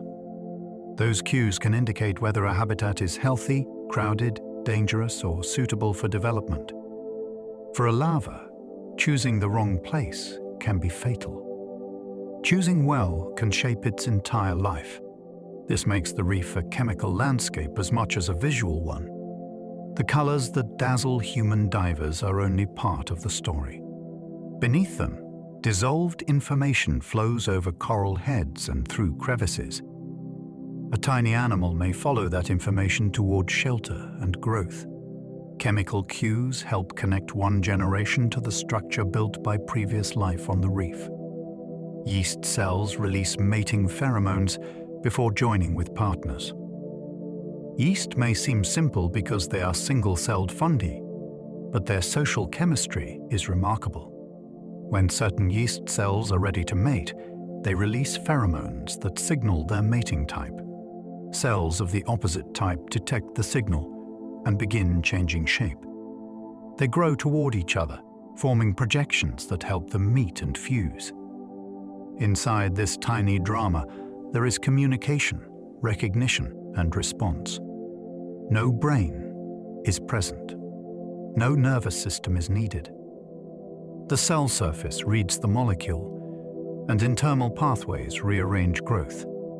For scientists, yeast has become a powerful model for understanding how cells receive signals and turn them into action. The same basic logic appears in many forms of life. A molecule outside the cell triggers a cascade inside the cell. In yeast mating, this becomes visible as two microscopic bodies reaching toward union. Even at the single-celled level, life can communicate before it joins. Bacteria use chemical signals that resemble pheromone communication. Bacteria are often imagined as isolated cells, but many behave more like chemical communities. They release small molecules into their surroundings. When enough cells are present, the concentration rises, and the group can change behavior together. This process is often called quorum sensing. It can control biofilm formation, light production, virulence, or the release of enzymes. While these signals are not always called pheromones in the strict animal sense, they resemble pheromone communication because cells use chemicals to influence others of their kind. The scale is microscopic, but the consequences can be huge. A harmless-looking population may become more coordinated once it reaches a threshold. The bacteria are effectively measuring their own numbers through chemistry. This shows that collective behavior did not begin with insects, mammals, or brains. It reaches down into the microbial world. Even single cells can take part in group decisions when molecules tell them that others are near. Slime molds coordinate movement with chemical messages during starvation. Slime molds can appear almost impossible when first encountered. They are not animals, plants, or fungi in the everyday sense, yet some can behave with striking coordination. When food runs low, many individual amoeba-like cells release and respond to chemical signals. These signals draw them together into a moving collective. The group can form a slug-like structure that travels before producing a fruiting body, which lifts spores into the air. The transformation is astonishing because it turns scattered cells into a temporary multicellular form. Starvation becomes the trigger for cooperation. Chemical pulses help organize the gathering, guiding movement toward a shared fate. No single cell understands the plan. Yet the signal system creates order from separation. Slime molds show that communication can be a bridge between individuality and collective life. When conditions become harsh, chemistry helps many small lives become one moving body. Some plants release airborne chemicals that warn neighboring leaves. Plants cannot run from attackers, but they are far from passive. When insects chew their leaves, many plants release volatile chemicals into the air. Nearby leaves and sometimes neighboring plants can detect these airborne cues and activate defenses before they are heavily damaged. Those defenses may include bitter compounds, toxic chemicals, or substances that make the plant less nutritious to herbivores. The warning does not require a nervous system. It depends on chemistry moving through air and being received by living tissue. This makes a plant seem still, only from a distance. Up close, it is constantly sensing and responding. A damaged leaf can become a source of information for the rest of the plant's body. In a field or forest, the air may carry signs of attack long before humans notice anything. Plant warning scents reveal that rooted life has its own way of preparing for danger. Plant warning scents are not pheromones unless received by the same species. It is tempting to call every chemical warning a pheromone, but careful language matters. When a damaged plant releases a scent and another plant responds, the label depends on the relationship between sender and receiver. If the effect occurs within the same species, some scientists may discuss pheromone-like communication. If a different species benefits, then other terms may be more accurate. If a predator uses the scent to find the herbivore attacking the plant, the chemical has become useful in a completely different way. The same airborne molecule can therefore sit at the center of several relationships. It may warn nearby tissue, alert neighboring plants, or summon enemies of the attacker. This is why chemical ecology needs precise categories. The story is not less amazing, because the word changes. It becomes more amazing. A plant scent can travel through the air and be interpreted by different lives in different ways. Parasites can hijack host scents to find their victims. For a parasite, finding the right host can be the hardest part of life. Many solve this problem by following chemical cues their hosts cannot help releasing. Breath, skin compounds, waste products, and habitat odors can all become guides. The host is not sending an invitation. It is simply living, and life leaks chemistry. Parasites evolve to read those leaks with great precision. Some tiny worms move toward chemical traces from animals they infect. Blood-feeding insects follow odors that lead to warm bodies. Parasitoid wasps may detect the scent of plants damaged by caterpillars, then use that information to find hosts for their young. This is one of the darker sides of chemical communication. A signal or cue that serves one purpose can be hijacked by another organism. The victim's own presence becomes traceable. In nature, being detectable is useful for connection, but it can also make life vulnerable. Predators can eavesdrop on pheromones meant for mates or food. A pheromone may begin as a private message, but nature rarely keeps secrets for long. When an animal releases a chemical signal to attract a mate, guide nest mates, or announce a resource, other species may detect it too. For predators, this can become an advantage. A hunting animal does not need to understand the original purpose of the message. It only needs to learn that the signal often leads to prey. This creates a hidden risk for the sender. The same chemistry that helps it connect with its own kind can expose it to danger. Insects that call for mates may draw not only partners, but enemies. Trails that lead workers to food may also guide hunters toward traffic. Evolution then becomes a contest over information. Senders need signals strong enough to work, but not so obvious that they invite disaster. In this chemical world, every message may have an unintended listener. A pheromone signal can be useful, dangerous, or both. Communication in nature is never completely safe. A chemical signal can help an animal find a mate, organize a group, or warn relatives of danger. Yet the same signal can create risk. A strong scent may travel farther than intended. It may linger after the sender has moved on. It may be detected by competitors, parasites, or predators. This is what makes pheromones so fascinating. They are not simple tools with one outcome. They are trade-offs shaped by survival. A faint signal may protect secrecy, but fail to reach the receiver. A powerful signal may work beautifully while revealing too much. The best strategy depends on the species, the habitat, and the enemies nearby. Every molecule released into the world becomes part of a larger gamble. It can save time. It can guide movement. It can invite attention.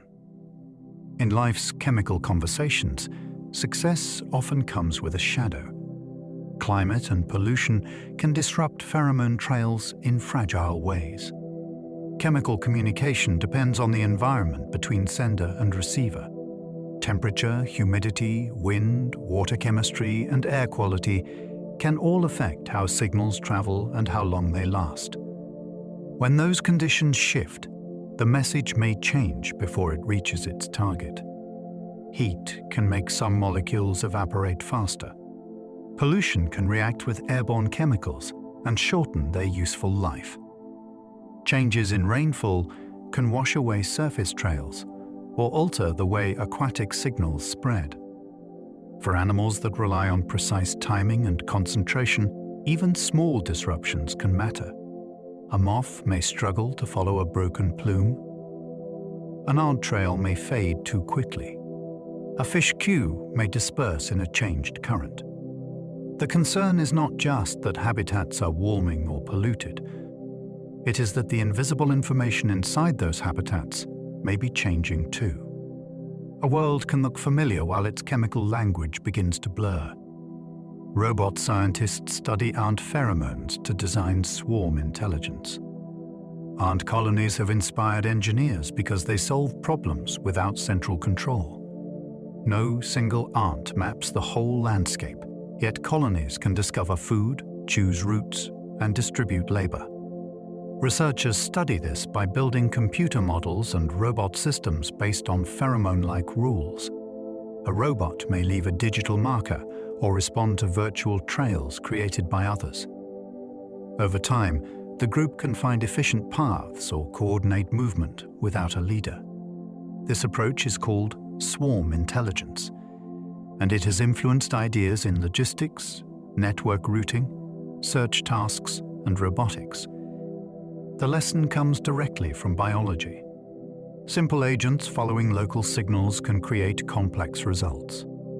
Ants did not evolve to teach machines, but their colonies reveal principles that humans can borrow. The wonder is that a trail laid by tiny insects can help shape modern technology. Nature's chemical roads become blueprints for artificial cooperation. Pheromones reveal that nature's quietest messages can move entire societies. The deeper we look, the more astonishing these signals become. A molecule may drift through air, cling to soil, dissolve in water, or rest on a body surface. It may be almost weightless, almost invisible, and still change the lives around it. In insects, pheromones can organize labor on a scale no individual understands. In mammals, scent can shape territory, mating, and recognition. In microbes, chemical signals can turn scattered cells into coordinated communities. Across the living world, chemistry gives organisms a way to influence one another before touch, before sight, and often before danger or opportunity becomes obvious. This is why pheromones feel so extraordinary. They show that nature is full of messages below the edge of human awareness. Societies can rise, defend themselves, reproduce, and move because bodies release traces that other bodies know how to read.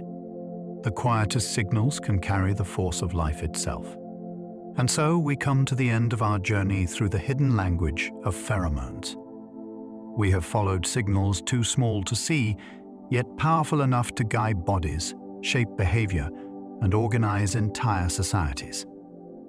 We have moved through the lives of insects, mammals, fish, microbes, and plants, discovering a world where chemistry carries meaning long before a sound is made. A trail on the ground can become a road. A scent in the air can become a warning. A trace left behind can tell another creature who was there, what changed, and what might happen next. In the dark soil, in the moving water, and in the warm breath of living bodies, messages are always passing from one life to another. Perhaps that is the quiet wonder of pheromones. They remind us that nature is not only seen or heard. It is also sensed in ways we barely notice.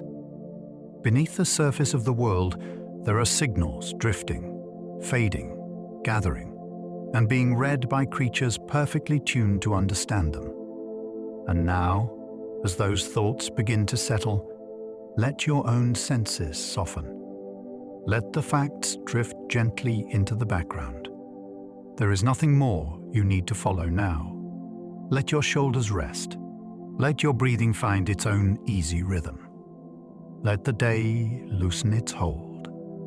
If you enjoyed this gentle journey, you are welcome to like, subscribe, or leave a thought below. It helps others find their way here too, one sleepy soul at a time.